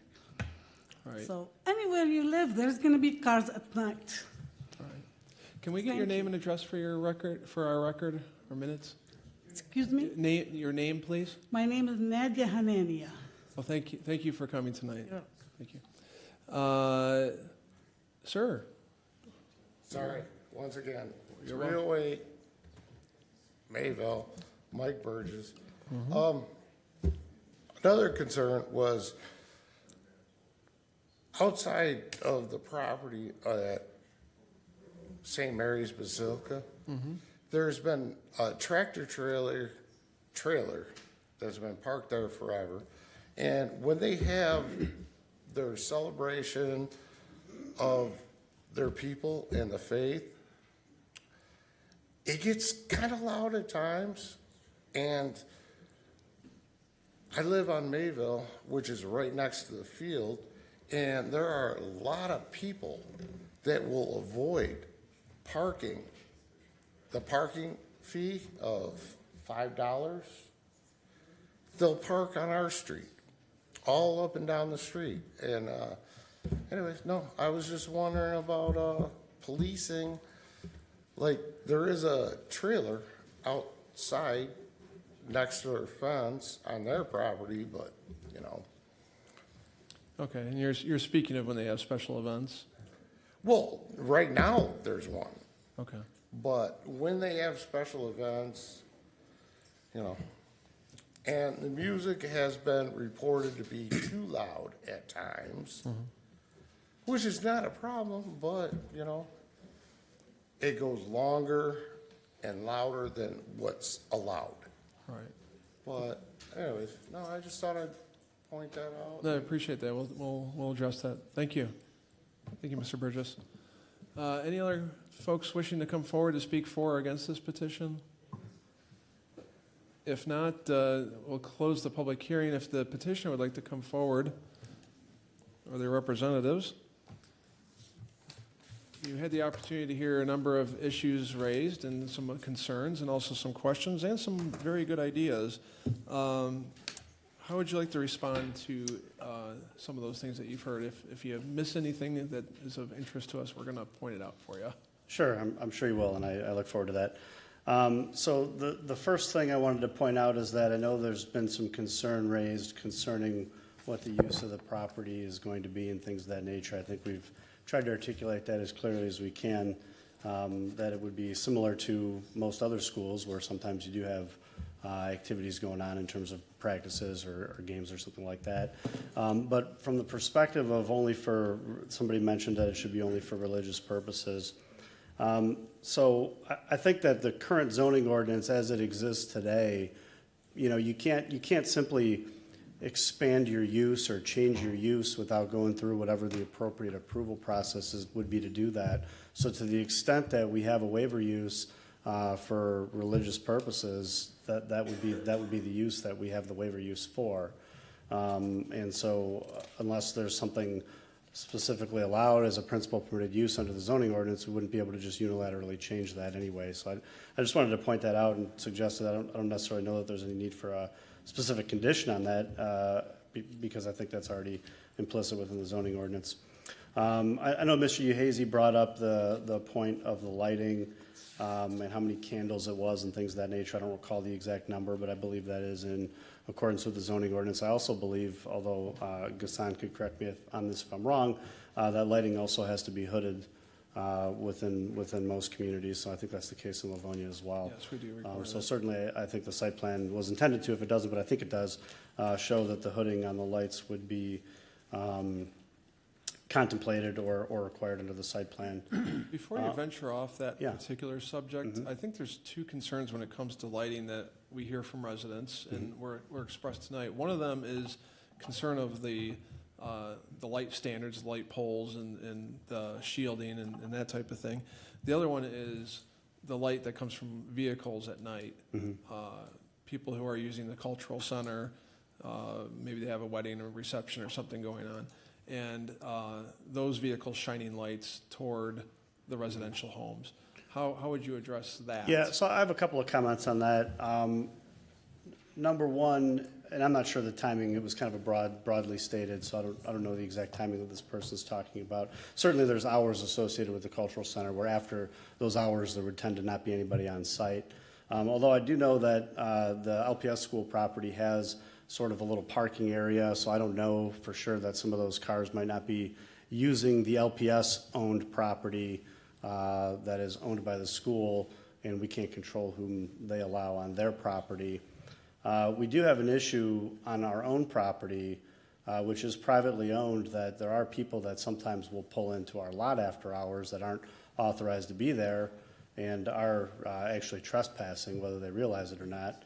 And that goes for a lot of people that use the field to cross through and maybe think of it as a public park or something like that, but it is privately owned land. And so we do have an issue with trespassers to some regard with that. Now, to the extent that maybe you have an event that gets out at 10 o'clock at night or something when it's dark, there may very well be vehicle lights that you see as they turn around in the lot or something like that to exit. But again, I don't know the exact time frame that particular commenter was talking about. So it's hard to address that. It was brought up, obviously we'd be opposed to a wall. I don't think that's in keeping with harmonious development in this area. What I'm also concerned about with a wall or any other barrier for that matter is this kind of idea of like ghettoizing or institutionalizing the children that are in the school here, where from a certain perspective, they should be treated just like the kids at any other school and have the same view that the kids at other schools would be entitled to and things like that. So I would be a little bit concerned about a condition that would, force them into sort of an institutionalized environment where they're kind of boxed in that respect. But, and of course, we'd be open to any suggestions or recommendations that the Planning Commission has. But it sounds like my architect has some comments. No, I mean, usually for parking, we can come up with some landscaping at the end of the parking, have like maybe trees up to 6 feet, because the cars usually they're lower than 6 feet with the light. So we do that all the time with landscaping. So we're willing to work at the end of the parking area. We can maybe put some trees to make it a little bit better for everybody. Low line, yeah, sure, makes sense. Actually, we have plans to plant a lot of trees in that section between where the Montessori is and the houses behind. So that's going to be like a little park, so to speak. We're going to have all kinds of trees that will defray from the lighting that some of the neighbors are complaining about. Yeah, and like I was saying, the trees we can use evergreen, so they stay green for the whole year. So you're not worried about fall and summer. So most of these situations we solve it within the neighbors and different projects, and we're willing to work with the neighbors for that issue, so. Okay, very good. And like we said, we're gonna be submitting a photometric plan for the planning and for the engineering plan. We have to show all the shields, and the lighting should be equal to zero to go when it gets to any neighbors. So really, we're gonna have to meet the city requirement, the state requirement, and we're gonna meet all the requirement that it's needed from us, so. Okay. That's for the lighting, so. Thank you, Gaston, for those comments. Anything else? So they're nicer than I am, I guess, as it pertains to that. So it sounds like they're more than willing to work with the planning commissioners in the residents on that issue. So I think that combined with the distance, I think Mr. Hazy said it was about 1,000 feet to the east was the closest lot line there. So I think that would certainly be enough to satisfy that concern. So no, we're here for any other questions or comments that the planning commission has, and we thank you for your time and hope for an approving resolution here. Thank you, Mr. Grisco. Mr. Ventura. So I made some notes while everyone came up and asked questions, Mr. Grisco, and so I'm just going to run through questions that haven't been addressed yet. One of the questions was, will there be counseling on the site? I am unaware of any plans for counseling on the site. Okay. Another question was, Okay, I'm sorry, can I just interrupt to give a little bit of clarification? So the group that we see here today is authorized to speak on behalf of the petitioner with respect to this. We have had situations where a number of other folks have come up in support of the project and said things that aren't necessarily within the plans, and those folks are obviously free to speak in a public forum, and we have limited ability to control some of that, but this is the plan. As presented here today. I appreciate, thank you. I appreciate the clarification, and just want to make an effort to have the questions that were asked by the residents addressed, and I think you have the people here ready to do that. So there was a question about the composition of the traffic that would be there. You now have cars dropping children off for the Montessori school that exists, and the question was, will there be buses added to that composition? No, certainly no public school buses, and it sounds like there's no plans to have any private busing Great, involved either. thank you. And I'm confused. Is there or is there not a kitchen in the building? It's actually a warm-up kitchen. There's no cooking in that building. Okay. Actually, the warm-up kitchen for the kids, if they're in the school, They bring they have something to they warm, wanna- but right, there's and no that's- there's no cooking in the building. And that's a requirement for the school? Yes. You can't not have it.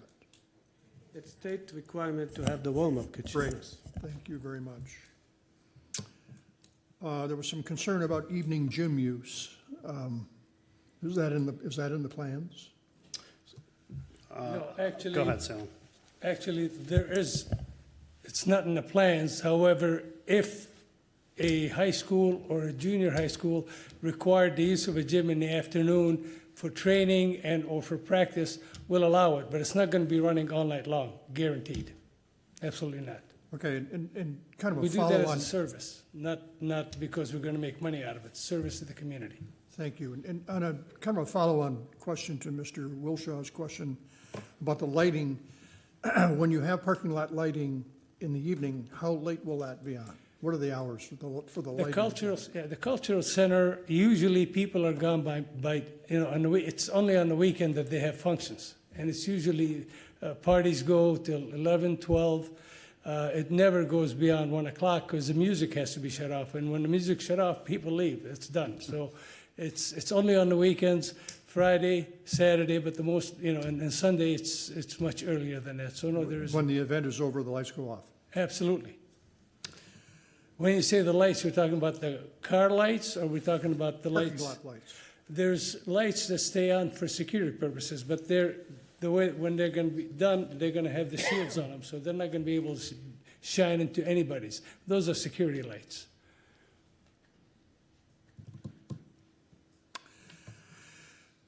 I think that exhausts the list. And Mr. Grisco, you made the point that by virtue of the zoning, if this is approved here this evening, there really can't be another use of the building. If somebody asked about a commercial use succeeding this, that really can't happen. unless you would come back and petition once again for another zoning change. So this, assuming the city council approves it, and Jacob, correct me if I'm wrong, but I think it's N2 is what we're going to go to, is an N2, which is a residential zoning district. So we'd be limited, and the waiver use, of course, is limited to the specific use that we brought forward here this evening. Thank you very much. Thank you, Mr. Wilshire. Thank you, Mr. Ventura. Any other questions from any of the commissioners? Mr. Bonjero? Chair, just one last thing to back up to what Mr. Ventura was adding, was the issue of standing water, but I think you addressed it, saying the underground detention should. I have maybe Pat, you want to say something? Because he's the engineer. Okay. He's designing the site. So. Yeah, Pat Williams from Nowak and Frost Engineers. Yeah, we are providing a stormwater collection system for all the new improvements, and even some of the area that was already developed that didn't have any stormwater management. And so we're actually improving the situation and providing an underground detention system that will slowly release the water back into clean the water and slowly release the water back into the system at an agricultural rate. So we're actually improving the situation from what's out there today. It's gonna improve yours. Your water is gonna be managed on your site. So if there's water in the old Bryant field, that is something entirely different. Right. I just want people to understand that. That's nothing to do with you. Correct. You're gonna make sure yours is managed. on Correct. site. Yep. Okay. Thank you. Thanks, Mr. Chair. Thank you, Mr. Bonjero. That was on my list of questions that hadn't been answered, so thank you. Any other questions from any of our commissioners for our petitioner? If not, is there anything else that you'd like to say, Mr. Grisco, before we make our decision? I think you guys are probably sick of hearing me talk. I'm sick of hearing myself talk. I appreciate the opportunity to be here, though, and we appreciate the support of the commission. Thank you. Thank you, Mr. Grisco. And I do want to thank both the petitioner and everyone in our audience here tonight for your decorum through this meeting. I know that this has been a subject that is been followed very closely by many people in the community. I appreciate that community support and interest in this petition, and I do appreciate the decorum tonight, that everyone spoke very well. They let everybody else speak and showed a lot of respect for everyone's opinions, and it just made the meeting flow a lot easier, so I really do appreciate that. With that, because there is no other questions or comments, we are ready to close the public hearing, and a motion would be in order. Mr. Chair, Mr. Bonjero? I would like to make an approving resolution. This request to construct and operate a Montessori school and family youth center at 18100 Merriman Road is hereby approved, subject to city council and the following conditions. Number one, overall site plan identified as sheet SP-05 and the dimensional site plan identified as sheets SP-06 and SP-07 dated November 3rd, 2023 as revised, prepared by Nowak and Fraus, is it Frau or Frau? Engineers are hereby approved and shall be adhered to. Number two, all parking spaces except the required handicap spaces shall be double striped and measure 10 feet in width. Number three, the tree preservation plan, overall landscape plan, and enlarged landscape plan identify as sheets L1, L2, and L3 respectively, dated October 17, 2023. As revised, prepared by Nowak and Fraus, engineers are hereby approved and shall be adhered to. A temporary barrier such as snow fencing shall be installed along the construction limits in select areas on the property's north side to prevent intrusion into the wetlands and floodplain areas. Number four, all disturbed lawn areas, including road rights-of-way, shall be sodded instead of hydroseeding. Number five, underground sprinklers are to be provided for all landscaped and sodded areas, and all planted material should be installed to the satisfaction of the inspection department and permanently maintained in a healthy condition. Number six, the exterior elevations plans identified as sheets A201, A202, dated November 3rd, 2023, prepared by GAV Associates, Inc., are hereby approved and shall be adhered to. Number seven, all rooftop mechanical equipment shall be concealed from public view on all sides by screening and shall be compatible with material and color with other exterior materials on the building. Number 8, the 3 walls of the trash dumpster shall be constructed of materials that complement the building. The enclosed gate shall be made of obscuring panel steel or durable, long-lasting panel fiberglass. The developer shall, that's number 9, the developer shall secure all required stormwater management permits, wetland permits, and soil erosion and sedimentation control permits from Wayne County, the City of Livonia, and the State of Michigan Department of Environment, Great Lakes, and Energy. Number 10, all light fixtures shall not exceed 20 feet in height and shall be shielded to minimize glare, trespassing on adjacent properties and roadways. Number 11, the overall average illumination level for the parking lot shall be 1 foot candle as 1.0 candle as provided under section 7.22 of the zoning ordinance. Number 12, that only conforming signage is approved with this petition, and any additional signage shall be separately submitted for review and approval by the zoning board of appeals. Number 13, that the specific plans referenced in this approving resolution shall be submitted to the inspection department at the time the building permits are applied for. And number 14, under section 13.13 of the Livonia zoning ordinance, as amended, this approval is valid for 1 year only from the date of approval by the city council. Unless a building permit is obtained, this approval shall be null and void at the expiration of said period. Is there support? Support. There's a motion by Mr. Bonjero, supported by Mr. Long, to approve. Is there any discussion on the motion? Mr. Long. Mr. Chairman, thank you. I was wondering if the maker of the motion would consider adding a little more language to number 5, which speaks to the planted materials being installed to the satisfaction of the inspection department. We heard the petitioner, representatives of the petitioner, discuss planting some kind of an evergreen to shield headlights from cars. So I was wondering if we could put some language in there for there to be some sort of evergreens installed either at the eastern edge of the parking lot or at the eastern edge of the property line in an effort to shield some headlights satisfactory to the inspection and planning departments. I'm totally fine with that. If that's okay with the maker, which it is, I would say that it's just kind of a nitpick, but probably item number 3 would be more appropriate. That's the one that speaks to the landscape plan. 5 is more the sprinkler. Either position if the maker is. So I'm totally fine with that, guys, yeah. I think that's a good idea to encapsulate that additional landscaping. Mr. Uhazi, are you okay with what we're asking for? Yes. In terms of working with the petitioner for that Yeah. additional landscaping? Okay. All right. Is there any other comments or questions on the motion to approve? I don't see any. So if the secretary is ready, please call the roll. Mr. Bonjero. Aye. Mr. Long. Aye. Mr. Ventura. Aye. Caremagno votes aye. Chairman Wilshaw. Votes aye. This will go on to City Council with an approving recommendation. And for those folks in our audience who are following this, as you know, this is one of 2 pieces. There's zoning, which is currently at City Council. It's being held for second reading. And then this is now the site plan. So this will go to City Council with an approving recommendation. It's just a recommendation. City Council will hold their own meeting and make the final determination on this project. So there's one more step that you're going to see at City Council for anyone interested in this. So that's where you're going to go next. So thank you for coming tonight.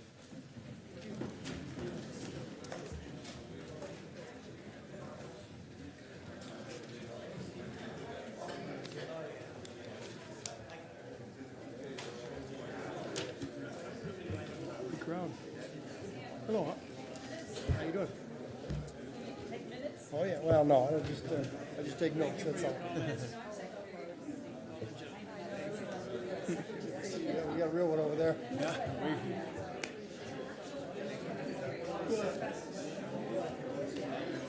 We're not done yet. Probably commercial, I think residential following a different. We can, south side. I'll talk, I mean, we're not going As well as the south side? Let's, we didn't, I know, well, we did vote on that thing, but if we can also have them add it to the south side. That'll be a problem. No, I appreciate that. No, I'm sorry didn't mean to discriminate the Southsiders. We just, when I looked at the site plan, I guess I just didn't realize that it would also hit you guys, so. All right. What's up, Mike? Absolutely. How you doing, man? Good to see you. Guys, Thank you. We have, I've been doing it for a while. He knows. Yeah. All we gotta do is approve the minutes, right? We're still going. all right. It's okay. It's okay. It's all right. We got See one you, more Mike. item real quick. All right. Last item on the agenda, approval of minutes. Is the minutes, the approval of the minutes of the 1,211th public hearing regular meeting held by the Planning Commission on March 19th, 2024. All members were present with the exception of Mr. Bonjero and Ms. DeNaro. Is there a motion to approve? So moved. Support. I heard Ventura. Ventura and Long on approval. If there's no objection, I think we can safely show 4 on that. Got it. Mr. Bonjero abstaining. And that takes us to the end of our meeting. Is there any other business or a motion to adjourn? I'll take a motion. Support. All right, we have Mr. Bonjero and Long on a motion to adjourn. Again, if there's no objection, I think we can safely show 5 on that motion. And we'll end the meeting tonight. So I do want to thank Livonia Television staff for bringing this meeting to the community. And with that, we will end the Planning Commission this evening at 9:11 p.m. Good night, Livonia.